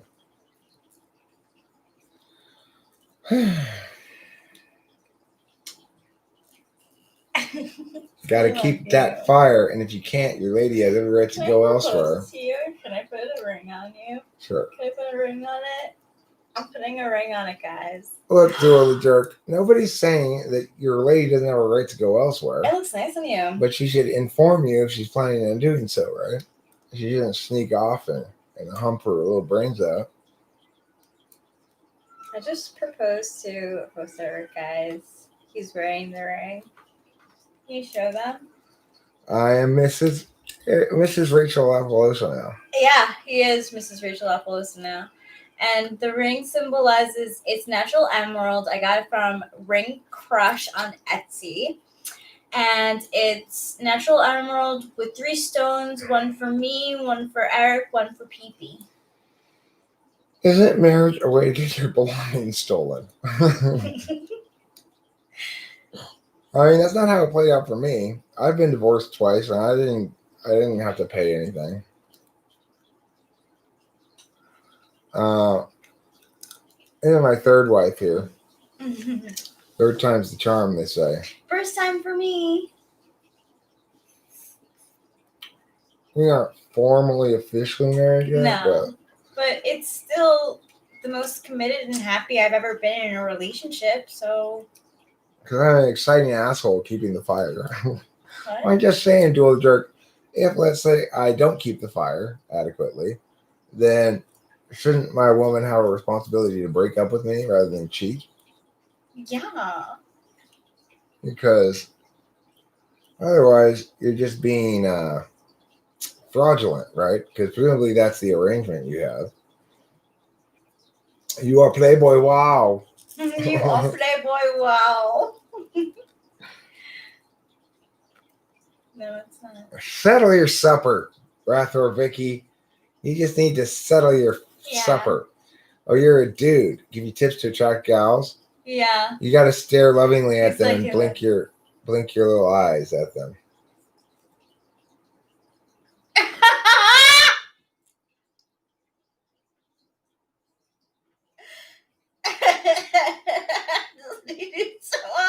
Oh my gosh, he's getting this now. He gets that. He gets that girlness. I do that. You got to be coquettish, okay? You got to be coquettish. Yeah, but if the consequences are being put on the streets, you can just scam you and get the best before we're bringing morality into this. Humans-based instincts that cannot be denied. Well, I mean, if you go into a relationship informing your significant other that's your approach towards morality, dual jerk, then I guess she's fully informed. I mean, Otherwise, you're just being fraudulent, and nobody should trust you or listen to you. To add to the 9/11, do you remember around like 2000, like 3, emails, like anthrax used to be like a big thing. Everyone was really scared to open their and they're not their emails, but their mail because they thought that anthrax was gonna be in it. That happened around 9/11 too. A couple of years after. Let's just full circle that story. Email anthrax is a lot more dangerous because you can email a lot more people than you can. Exactly. That's what I know. He's a very bright man. You think girls are attracted to INFPs? Yeah, I mean, I think anybody and everybody is attracted to what's within the repertoire of the ISFP and INFP, which is to sort of stare hungrily at somebody in an authentic way. I don't know. I met one INFP guy at a bar. And he told me that he wasn't into Myers-Briggs anymore. He didn't want to talk about it because he knew this new thing that was Jordan Peterson. And it's like, you're a dick. Yeah, the more abstract your anthrax, the more powerful. I didn't actually call him a dick, but in my head I was like, you're a dick. Like, wow. Would it be like, I'm an INFP, I'm the best, like, I can't even talk to you. It was basically like, I can't even talk to you right now because you don't even know Jordan Peterson, which actually I did know, and I was like, just like, you're being a dick. See, here's one of the problems that INFPs have in general in life is that they are they want to spend a lot of time familiarizing themselves with a person before they make a determination as to whether they want to get with them, you know? So they're prone towards falling in love with people at work or, you know, stuff like that. INFP girls fall for me. I've had 2 INFP girls have crushes on me. Mm-hmm. Oh, yeah. Let's see what he's doing with his teeth. That's what's happening with the girls. Mm-hmm. Lawson. Yeah. Look, I mean, the knowing types in general are they want to have a lot of clarity before taking actions. And they get that clarity through a couple different ways. Either the action is familiar to them, like with ISFJs or ISTJs, and they take that action over and over again. And I want to say, I can't actually lesbians. I can't actually label them as lesbians because a lot of them were trans, whatever, like going through changes. It's whatever feeling they feel at the moment. So I can't actually say that they. But I've had 3 INFP females be attracted to me. Look, I'm moistosexual. What it means to be moistosexual is that you want to have sex with anything you like.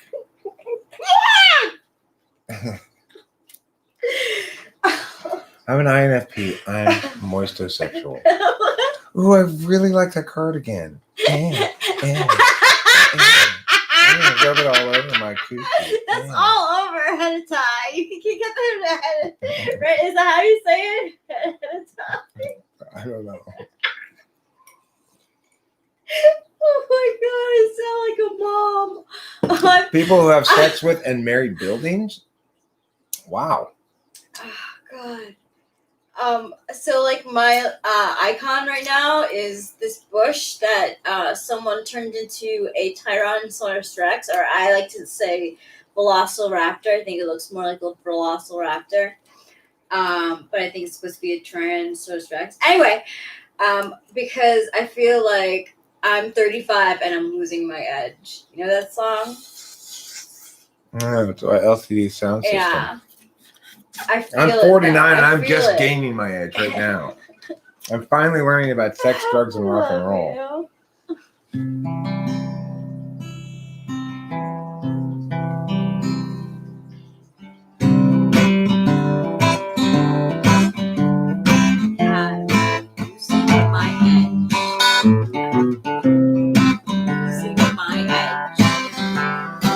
Sorry. My bad. El Nino, my ass. You call those storms? Where is the rain? Those drizzles back out. I drizzle more. We'll be in the same. You're just the right height to catch all of the direct splatter. When I'm done, I'll go outside and climb a ladder. We'll go up there, take me a bucket and pour water inside. And I'll say, hey, Mr. Cloud, drop it from the bottom. Hey, Mr. Cloud, drop it from the bottom. Mr. Cloud, drop it from the bottom on me.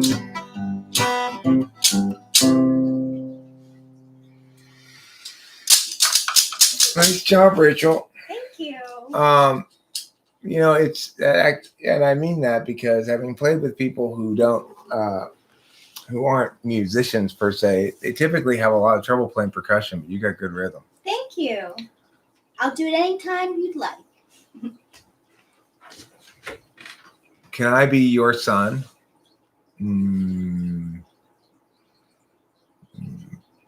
Probably a little late for that.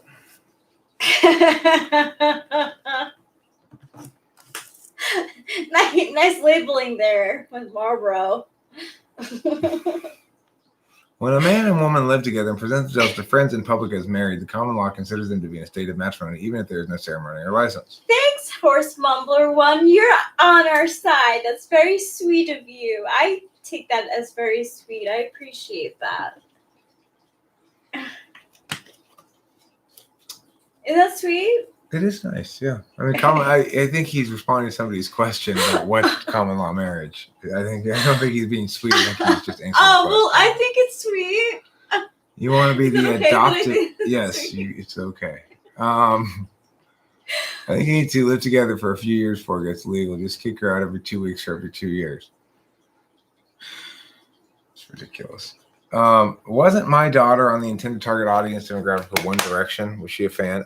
No, she ended up liking more cool music than that, I guess you'd say. Like today she introduced us to a song by this band called Suburban. Oh yeah. And it's the song was called Cradles. Yes, but it's like only got like that chunk in the middle. Like I said, if you could sample It's got that. this cool glockenspiel bit. Glockenspiel is a great idea, and you can get like that at like an antique place or whatever. Oh yeah, well, I mean, I could just sample. You can download samples of all those. True. It's cool. But I need a MIDI keyboard. Glockenspiel, like, because kids' toys, it's easy to find a glockenspiel, but the way that they used it was really smart. It was like a really catchy tone, like catchy rhythm, I guess. And yeah, so good memory. You shouldn't get married unless she tells you things like no court order could keep you away from me. Aww. How did you pull those 21-year-old Mexican babies when you were 31 in like 2002? How did I pull those? Oh, I see. Oh, well, my second wife wasn't particularly a babe, but she was an effective slot filler and an effective slot for me to fill, I guess, as well, She was both a slot filler and a slot. And she served both purposes fine. She was mostly I was looking for a good mother for my child, and she was a good mother for my child. I was also looking for a wife because my first wife was so not a wife at all, like didn't have any of those kind of wifey qualities. My second wife was ESFJ. She had more wifey qualities than I knew what to do with. It was like nonstop talking about PTA meetings and shit like that. Now, who's gonna go? Delilah's got on Thursday. Delilah had open house. Now we should both go, but I need to know that you are not going to start drinking before open house. Okay? That sounds like a Rick and Morty episode. Or well, I'll just meet you there after work then. And then I get there. You went home, didn't you? Yeah, I went home. I just had like one glass of wine and a couple of bong rips. Like, what's wrong with that?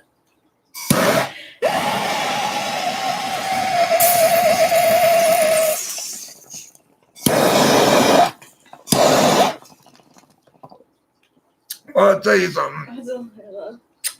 Real girlfriend is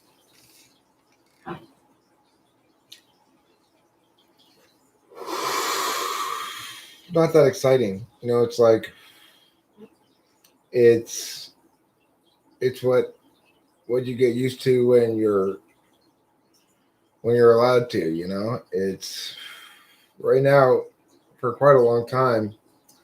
Rachel and I have had little to no conflict or whatever you want to call it, Yeah. It's so nice. I feel like myself. I mean, isn't that what like every doctor wants to hear is when they feel like themselves? Like when a person feels like themselves?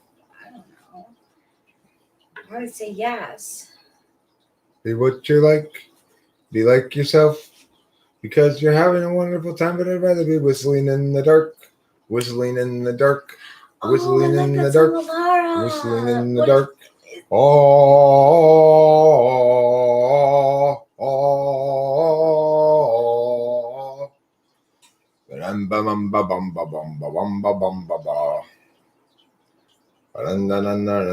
Though I am not unkind.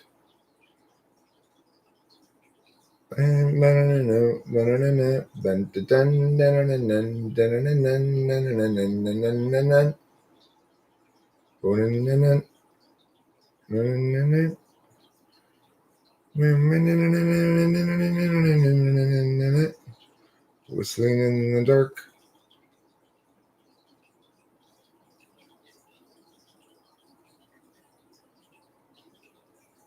There. Cool. Thank you. My personality type is ENTP. And, pretty rare personality type from what I can tell. Yeah. Almost everybody who comes and says they're ENTP, almost none of them are. I went 30 years without meeting one. Before meeting one. Welcome to psychiatry. We will now medicate you over being properly depressed from the unnatural pressure society puts on you to actually rationally make you depressed because of the pills. I resent that. Well, the thing is, Rachel, I see stuff like that as just like red meat. Yeah. That's just not the case at all. Like, Rachel is Rachel's Rachel because she's medicated properly. Yeah. And I mean, I've gotten to see her when she's not medicated properly. It's not feelings that are linked to some inauthenticity implicit in the state of humanity. It is psychosis, Yeah. Shit. like real stuff. Yeah, man. It gets scary. For me.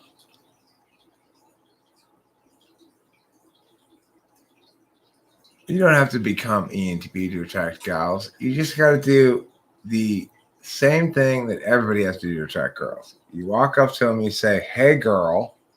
You follow that up with, "You know you my world," and then you seal the deal with, "Don't be like that, girl." Okay, that's how you pick up on any chick. Yeah. "Hey, girl. You know you're my world. You know you my world." Do they know that sounds like it comes from Michael Jackson? Makes it funny. Romeo. And then you follow with, "Don't be like that, girl." And then lastly, you really seal the deal with this. "Girl, listen. Ooh, la, la." Who says that? Let me give her this look.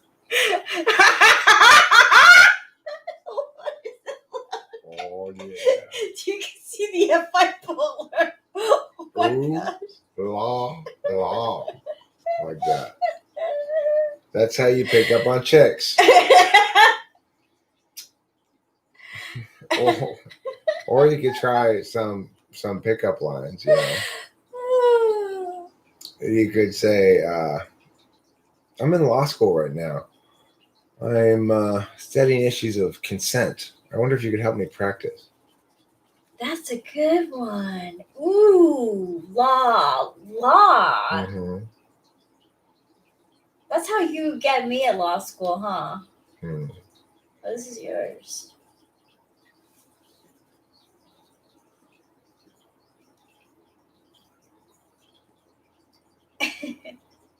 Oh yeah, I didn't message back that girl because I lost it. Okay.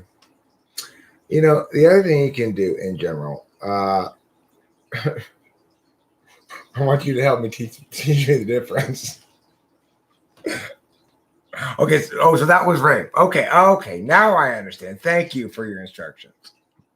Yeah, when I was screaming, "No, no, no," that was rape.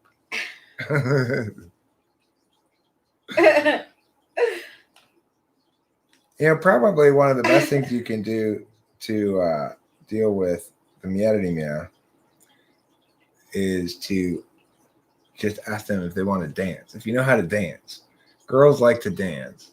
Yeah. If you can dance with them, you get right off the bat with the physical contact right out of the way. True. You don't have to wait for the "you're so funny." Yeah. Did we ever? We And we had to get to know each other via the interwebs. Well, Running Fox, you must be friends with the men who have no hats. That's what I'm guessing. You can dance if you want to. You can leave your friends behind because your friends don't dance, and if they don't dance, then I are no friends of mine. We can dance and sing. I can't even move half a leg for dance. Hey, that still counts. One time, a guy of bromance, like a dude gang, was like broing out so hard on the Backstreet Boys that one of their glasses broke and like cut my toe open.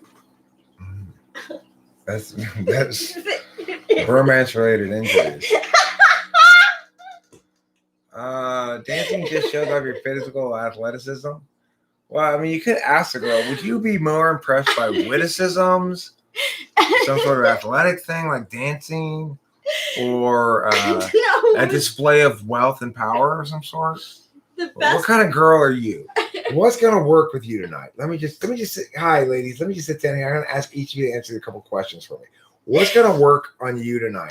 Are you gonna be more impressed by witticisms, by offer to dance, or me to display my wealth and power by buying you fancy drinks, or would you like to see a crowd of other males around me to give me more significance, following my instructions? All of the above. Wow, you're demanding women. Yes, the very important kitty friend. Yes. Thank you for being here. Hey, I got a dead possum in my car. You want to look? One of the best pickup lines. It always works. Hey, I got a dead possum in my car. You want to look? Getting your rest. You're cleaning. Do all the moves at once, buy her a drink, dance towards her, then spill it all on the floor intentionally. Don't help a move. Like this, just, what do you think about that? Take that. Now it's all over your shoes and mine. Yes, thank you. Oh, kitty wonderful. Very important to be friends. And kitty passion matter. Yes, it's you. Thank you for the head push.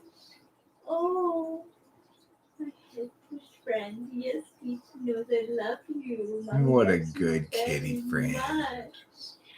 Oh. Girls seem to like being touched. Well, I mean, once you got the end, once you got the go ahead, they do. Until you get the go ahead, then it's a bad idea to touch them, you know. You got to let them touch you first. Rule number one in dating, let the chick touch you first.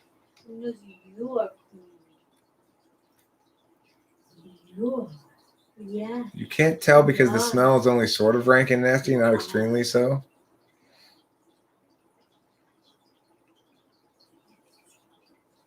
Yes, Steve.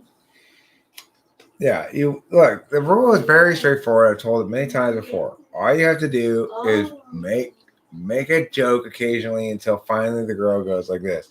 You're so funny, and touches your shoulder like that. And then that means you're in like Flynn. He's got good advice. I was just totally like oblivious to any kind of interaction like that. I wish someone gave me cues like that when I was younger. Remember, being coquettish always works as a dating technique too. So it's a good idea to hide behind trees and peek around at the person you like this. I love you, yes. That really works, okay? So being coquettish, sneak up, you know, be hiding, but in a way that the person you're going after sees you, right? So you're not hiding well, and you peek at them and go, and then you hide behind the tree for a while. It's also okay to poke her nudge her a bit if she's already laughing. Oh, you. I got. Poke, look in the ribs. Nudge, It nudge. works. He's right. He's right. It works. Oh. Types from most rare to most common, I think. INTJ, ENTP, INFJ, INFP, ENTJ, ENFJ. I don't think that's right. I think there are a lot fewer INTPs than you think. ENTJs are also pretty rare. But yeah, maybe.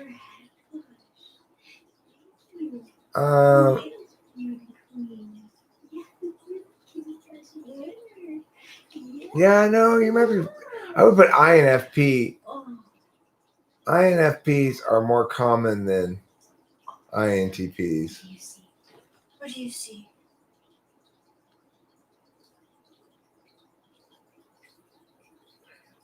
You see someone. What was it? I think it's odd that people show attraction to me. I would like to converse with you in a way that is both not explicitly flirtatious, but that we go in explicitly acknowledging that there's a chance of some sort of touching going on later on. This is like an NTP approach to hitting on a girl, right? Hi, can we sit down and have like a regular conversation where I'm not really hitting on you or flirting with you, but you know that I am actually hitting on you and flirting with you, so I don't have to think about it? Can we do that, please? We did that well. You think that would work? That might work with the chick. Well, I think we did. You and I knew we were hitting on each other right away. Like We had it was. Yeah, you're right. before we started really talking, Rachel had made clear to me that she was interested in discussing further, possibly being interested at least. It wasn't like we went into the conversation explicitly not flirting and just sort of fell into it. We went in like going, okay, we're both available. Let's chat and see how it goes. Yeah, it was so. Oh my god! Like the conversations and everything. I loved sleeping to those live streams too. It was a really fun time. I like when the guy As doesn't it talk and he always sits in is. silence like a metaphysical crazy person. Great It stuff. always is because I feel like I won the golden ticket. Like this? Is that what you're talking about? You're on a date, Ronnie Fox, and the guy's like this? Oh, beauty Pansy McGee. Just like that? Loves you. Oh, you love the camera because it loves you. It does, yes. You know what I would say about strength in general? Real strength comes when people think, well, strength is forged in fire, so to speak. But real strength comes when there's little required of you. Like you can be as naturally as you want to be as you can, Yes. That's how you met your INFP? At a sweater convention? Thank you. I need to be groped and whispered to in order to know for sure. So just confirm for me, please. That means you do want to sleep with me, right? I'm not good at nonverbal cues. Oh, it did, but no longer does. Oh, I messed it up somehow? Okay. Jazzy time, so jazzy.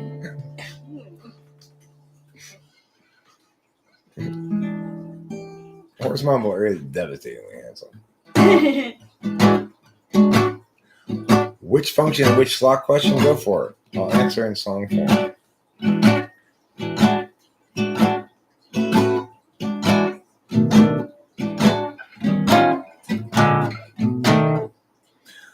I'm sorry I yelled at you so much, Duel the Jerk, and called you all those names. I'm feeling jazzy regret right now. Not for yelling at you, but for calling you all those names. Oh, Because that's kind of... genuine. It's both kind of weak and stupid and wrong of me. But don't worry, it's just jazzy feelings. I like jazzy feelings. Jazzy feelings. Oh yeah. If you love jazzy feelings, you love my jazzy ways. So jazzy are my feelings. So jazzy today. Jazzy Paws just brought me way back to lesbian cats. I just couldn't stop thinking. Customer goes to another shop. All right, let me see this thing here. Let me see this scenario, okay? Two countries, two counties. Customer goes to another location, the same shop, orders the same, all is well. Customer goes to another shop, employee says, we can't put X drink in white cup. Customer says, okay, thanks. Gets ready to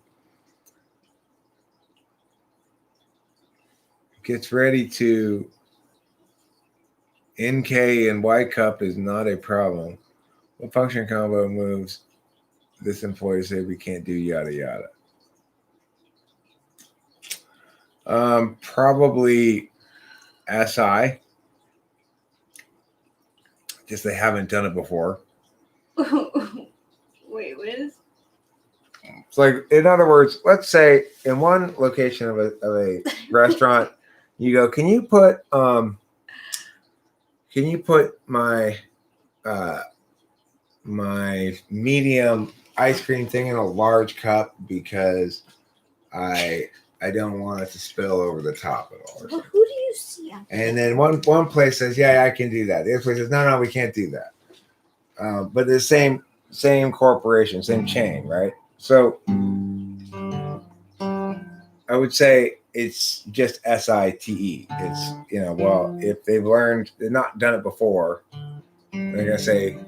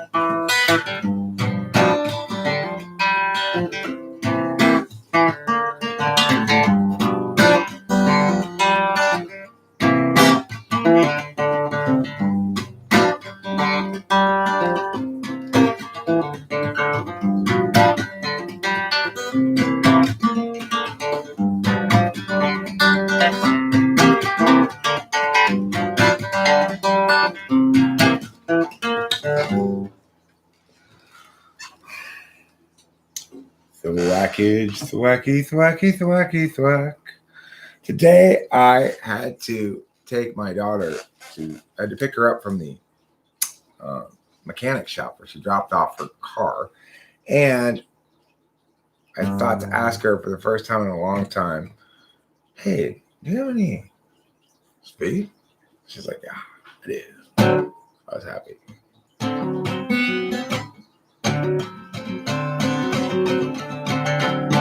I don't know how to play bluegrass on the guitar, really.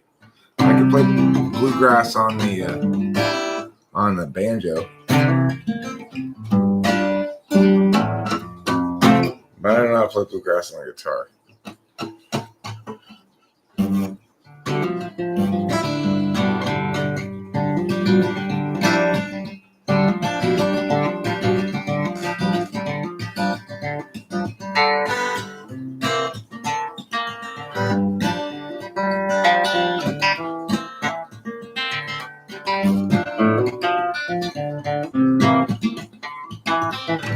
Yeah, in fact, SI I think in its most native form is actually muscle memory. So, for example, I know if I'm playing a C or a G or something, I know where my fingers go. I don't have to think about it at all. I don't think like, well, what's a D7 again? My fingers know where to go. They know from muscle memory.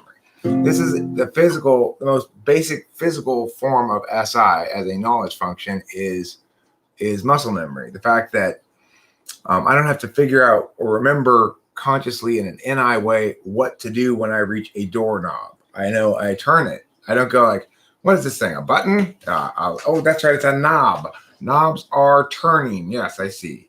That would be a meaning-based approach to it, right? Instead, it's a physical approach where you don't just do it. Isn't SE physicality?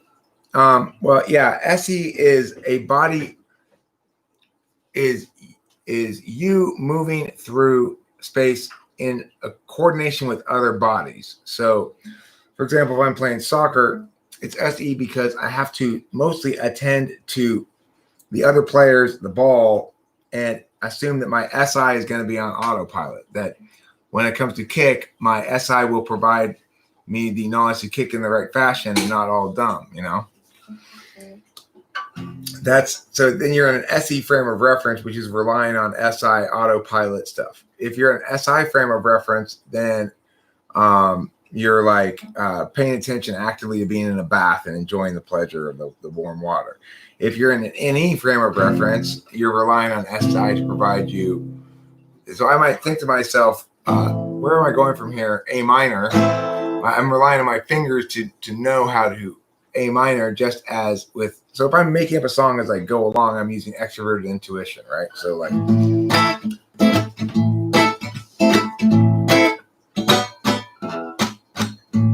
Demonstrating how to make up a song. When previously you'd not come along with any ideas that you had before, making it up as though it were in stone forever and ever.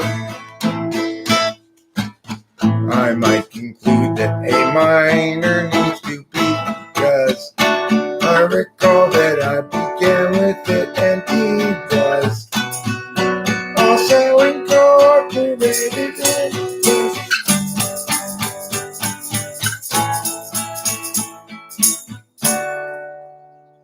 So it's like, as I'm doing that, I'm thinking, well, what chord goes, right?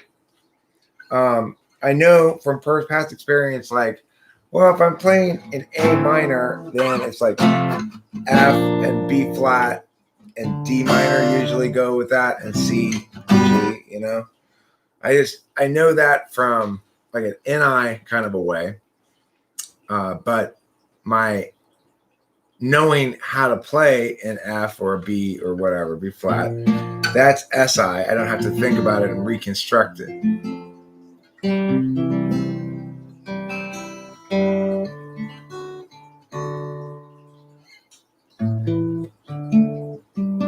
Hey, ID Labs, what's going on? I haven't seen you in a bit.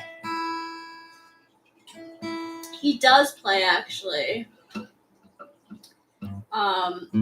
He played on. He used to like his live streams used to not be what they are today, and his fans got him to play actually one time, and he's a very good guitar player and he's a very good singer too, I have to say. Not as good as you, but he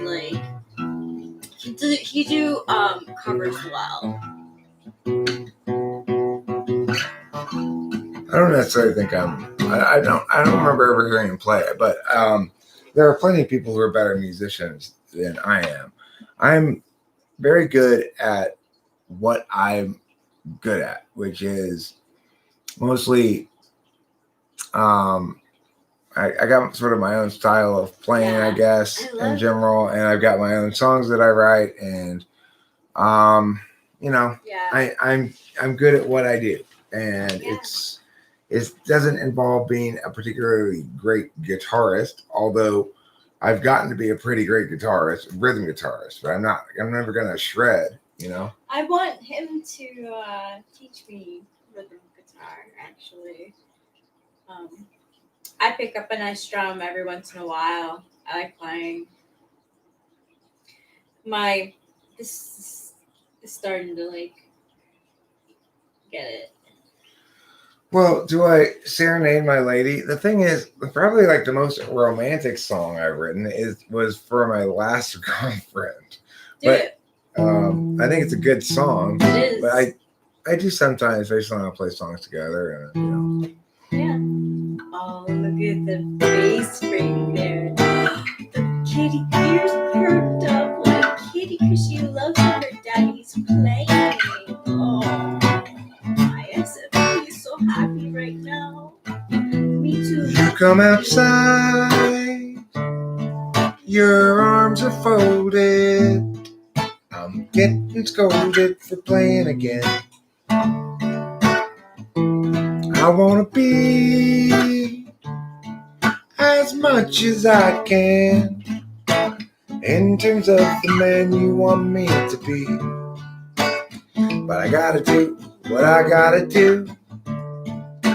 I'll include you in everything that I can. 'Cause I'm your man and you're my girl. I mean my woman in the world. You're the one I will be with till my dying day. 'Cause I'm your man and you're my girl. I mean my woman in the world. You're the one I will be with till my dying day. Want my belief, you want my attention. I've got invention going again.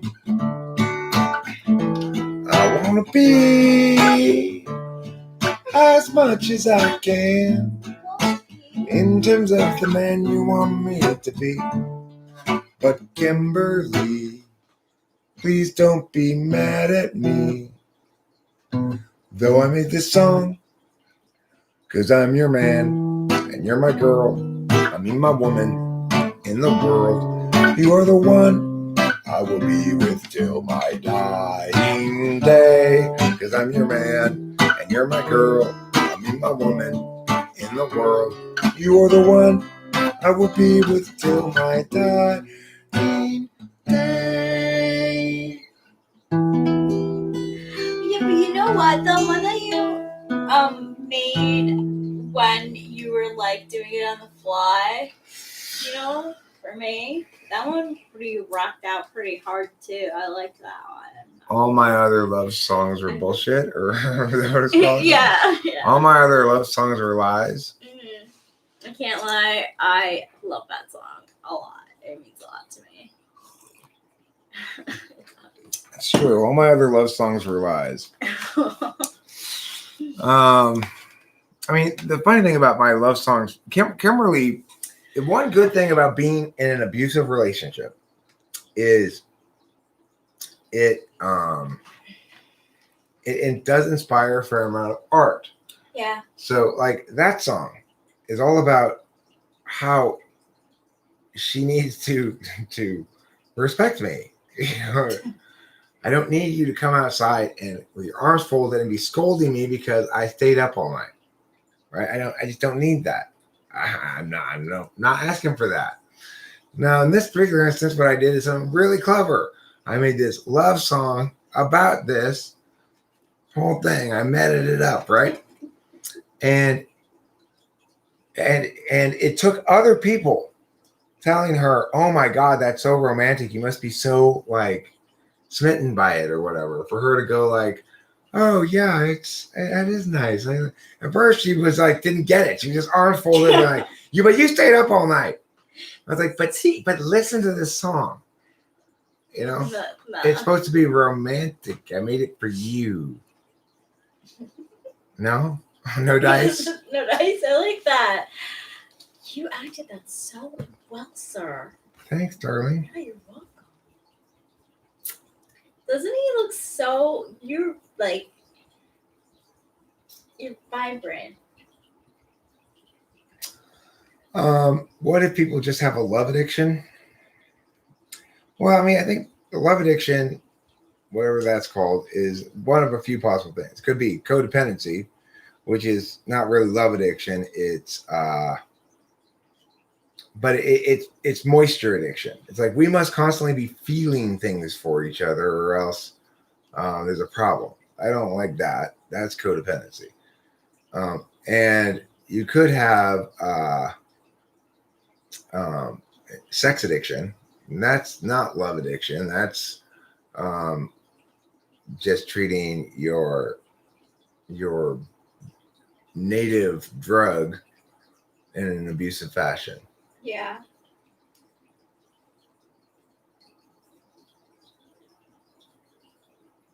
Tools jerk. That is so ridiculous. That is so. I mean,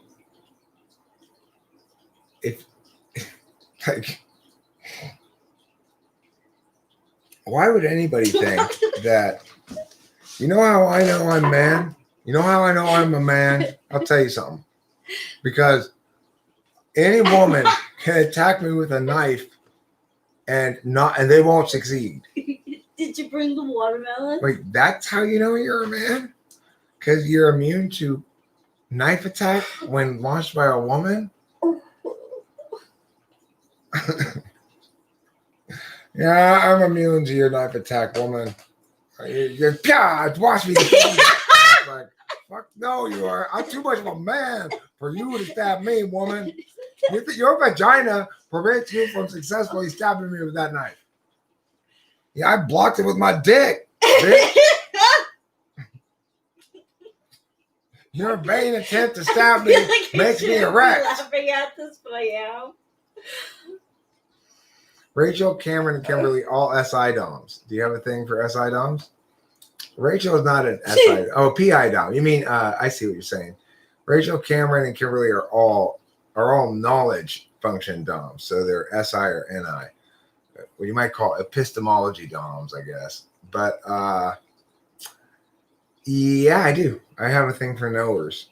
I feel most compatible with knowers, and I feel most comfortable hanging out with knowers because it's just a balance thing. As an action type, I feel comforted by knowers. That's cool.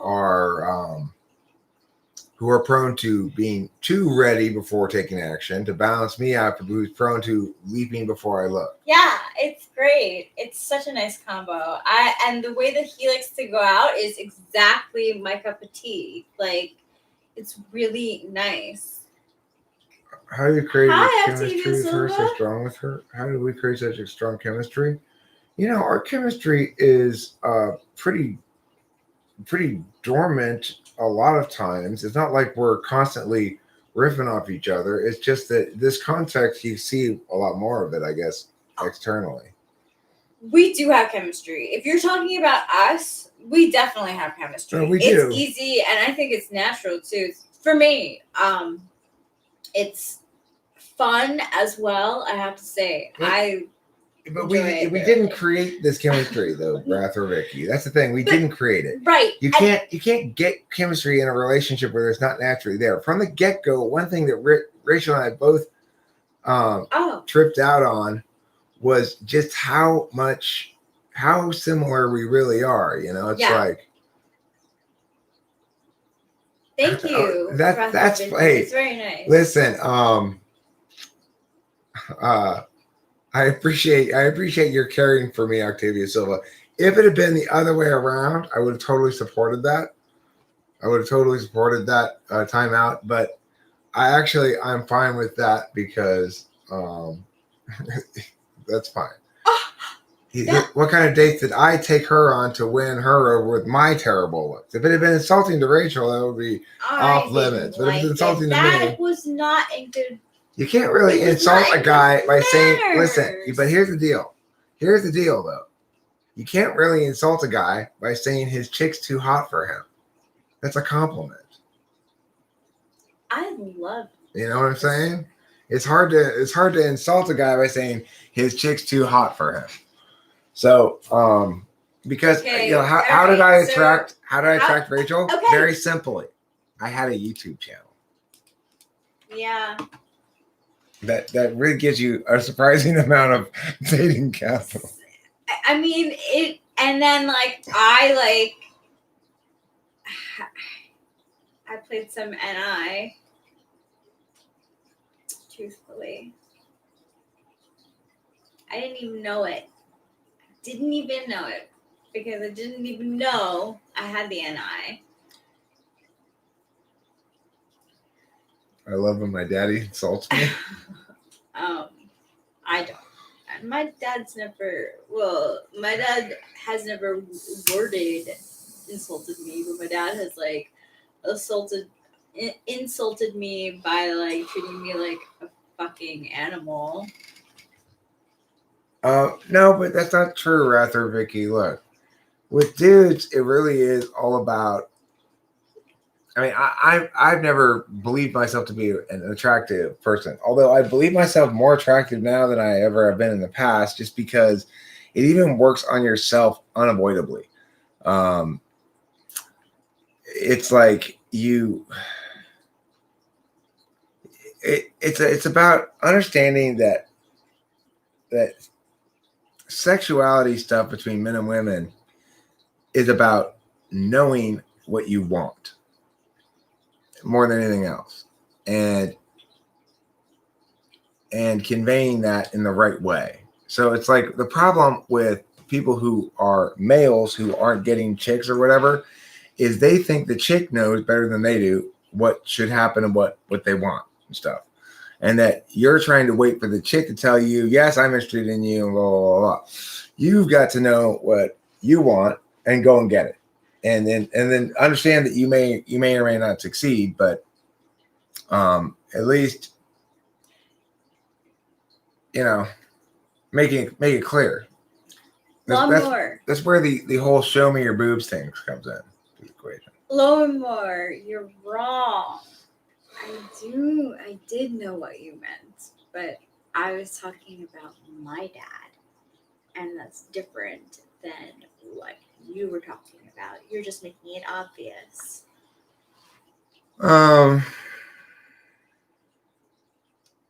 You can see love in her eyes for me. I think Rachel loves me. Of course. I do love you. I love Rachel much. As well. It's amazing. This is like written in the star stuff that I'd never. It's stuff that I always rejected as a kid because I thought it never could happen to me. That kind of stuff. But the other thing is about this is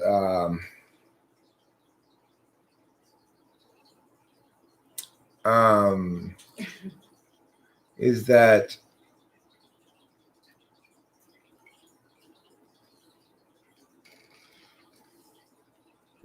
like I said right from the beginning, there was a lot of obvious compatibility. I think obvious compatibility is worth a lot. So it's like we like the same kind of music. We typically have the same evaluation of any given piece of media. And contrast this against my last relationship where we seemed to disagree about everything, where she liked Kings of Leon.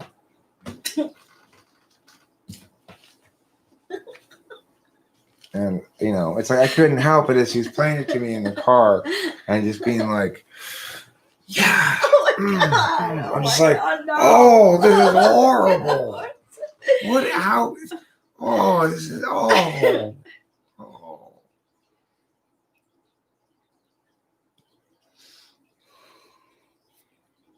All right. Hey, Jules Jerk. Look, Octavia Silva, I can easily enough, that was tricky enough reading that, I can understand Octavia Silva jumping the gun. I can too. That's the FI. Putting it in your, she was. Yeah, it's the FI. It definitely is. Yeah. Kitty was outside before. She took me outside because she was not happy with what was happening with the neighbors, actually. Hey, and look, liking the same music, if you like music a lot, or if you like to watch movies, for example, those things are actually hugely important. They are. You're going to spend a lot of time driving around in the car with somebody, right? Do you want to have somebody that you see eye to eye with about music? Like, it's very rare that Rachel and I disagree about a song, and it's not like we're trying to agree with each other. No. In fact, the thing that when we do have conflict, or when we have in the past, it's typically been because we're both trying to FE what we think the other person wants when they don't want that. Yeah. But we just communicate it. I don't like to keep things from you. it's like, I know it's. I just don't like to keep things from you. So even if like when you showed me that song and I like saw those lyrics, I'm like, okay, so if he's trying to tell me something, then I'll bring it up. Let's talk. Well, that's the other thing is the sex was terrible in that relationship. Sexual compatibility is important too. Actually being attracted to the person, feeling like, fuck yeah, like score, it matters, right? And so it's like, you're going to end up either what might seem like, oh, well, that doesn't really matter at first. It does matter over time if you're together a lot, and every time you're together and you're like, well, you want to watch me, and the other person's like, I hate that movie, and you're like, but I love this movie. It's going to be a problem, Every time. Now, granted, not everybody's so media consuming as ENTP, INFJ. Yeah, my dad introduced me to a lot of movies. My dad is a cinephile, I'd say. My dad definitely. He went to the movies alone even before, way before. I think since he was a teen. Well, that means he likes to have sex with senior citizens, right? Oh my God, is that what it? A senior. No. Oh, okay. But so I watched movies with my dad, but ENFJs like a lot of movies too. So when I was with Billy, he showed me a wide variety of movies. I can't say I liked them all because some of them I was like, I actually had arguments about movies. I'd be like, you hold this to like such a high standard, and I'm like, I don't understand why. Like, can't I have a differing opinion from you? Like, I don't know. I was just like, I don't see what you see in it. I'm sorry, I don't see what you see in it. Like, why does it have to be that big of a deal? Also, like, he really liked horror movies, and I like didn't like them. So like sometimes I'd agree to like watch like horror films because he like really loved them. Rachel, on the other hand, was a big fan of safety films. She liked to watch films about safety from health class. It's the opposite of a horror. Oh my gosh, no, that's like the Trader Joe's, like those safety films. Like, don't lift with your back, right? Don't Lift with Your Back is one of Rachel's favorite all-time movies. Yes, that's your favorite. Oh, I love watching those people lift correctly and safely. It's so not similar to a horror movie. It's all right. They all lift. They all say that. They do. I like those safety that in the restaurants, those videos that get you ready. This is our corporation. This is the food we make, and we really care. And once again, welcome to the team. Exactly. Yes. Here at Olive Garden, we're a team. I and a worked at family. the Olive Garden. Were you a family and a team? No, I don't know that. Yeah, I did. I worked at the Olive Garden. Remember, you can always ask your shift leader with any safety-related questions, if in doubt. Oh my God. And then they have like a shift leader thing on the graphic go bring. Pump it up safety videos feel very safe. Yeah, it was like the pump it up safety video. They like wanted you to get like, yeah. Together we can make it happen. 30 minutes of ladder safety? No, Zandy, get the fuck off that ladder. You're doing it wrong. All right, cool. Thanks for letting me know. Thank you, Isaiah Rude. Okay, everybody look at Zandy. This is how you do not climb a ladder. Notice how she's skipping one step as she's climbing up the ladder. She's skipping. Don't skip that step on the way down. You're going to fall and crack your fucking head open, Zandy. Where's her helmet? Who told you to climb up this ladder anyway, Zandy? It's not demonstration time. Argus facts, I'm terrible at keeping jobs. No. staying at them. I am good at keeping them. They want me to stay. I want to leave them all the time. But Olive Garden was one that I worked summers at when I was in college. I was a hostess there. Well, what I want is I want to have ladder safety in every job. Every job. For example, I like to imagine Zandy at the Macy's, right? Wait. So the Macy's trainer turns around for a second. Okay. All right. So now back to the ladder. And he turns back around, and Zandy's back sitting up on top of it. Zandy, get the fuck off the ladder. What are you doing? She's going back down. Sorry. She's like, Okay, just please stand over here. Right. Stand over here. Okay. Now look, when you're about to climb the ladder, he turns around, Zandy's back on the ladder again. Running Fox and me are soul sisters. She was a hostess at the OG too. She knows it was called the OG. Yeah, it was a fun job for a while. You know, I made my money. I'm going to let you guys in on a little secret about people who work at Disney. Now, if you drive around Los Angeles, you will see on a lot of people's cars these stickers that say AP, Yeah. which stands for annual pass holder for Disneyland. But the Disneyland employees actually refer to them as pannual ass holders because they're so, but I'm an annual pass holder.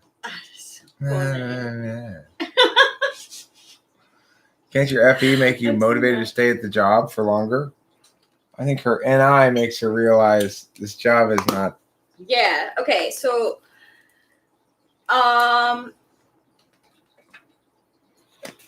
I actually probably stayed at places that I shouldn't have been at for longer than I stayed. There was one job that they advertised it as human rights human resources assistant. So I was like, that's perfect. That's what went to school for sociology. But I got like demoted pretty much into doing data entry? Yeah, data entry. And it was terrible because I was terrible at that stuff. I wasn't and they like didn't treat me well, you know. They love my sister, but they didn't treat me well, and I stayed there way too long. I didn't leave there the way that I wanted to, really. But they called me a stupid blonde behind my back. So I called them and I left a message, and I was like, I'm quitting. Like, I'm sorry. Like, I quit. And also, like, I know that you call me a stupid blonde behind my back. Like, thanks. I'm not that stupid. We need to get some food. Yeah, let's get some food. Okay, so we're gonna end this stream and we're gonna go get some food. And Sandy, get off that ladder. You have not been trained. Yeah. You definitely need some more hours. If you were climbing that ladder pre-training, you are putting yourself and everybody else's lives at risk You care constantly. about my feelings. McDonald's? Yeah, I think we'll probably end up at McDonald's. Oh, thank you. And Daddy. Oh, Duel the jerk. Oh, You're thank fine. you. I'm sorry for calling you Thank names. you. My bad. Oh, the kid.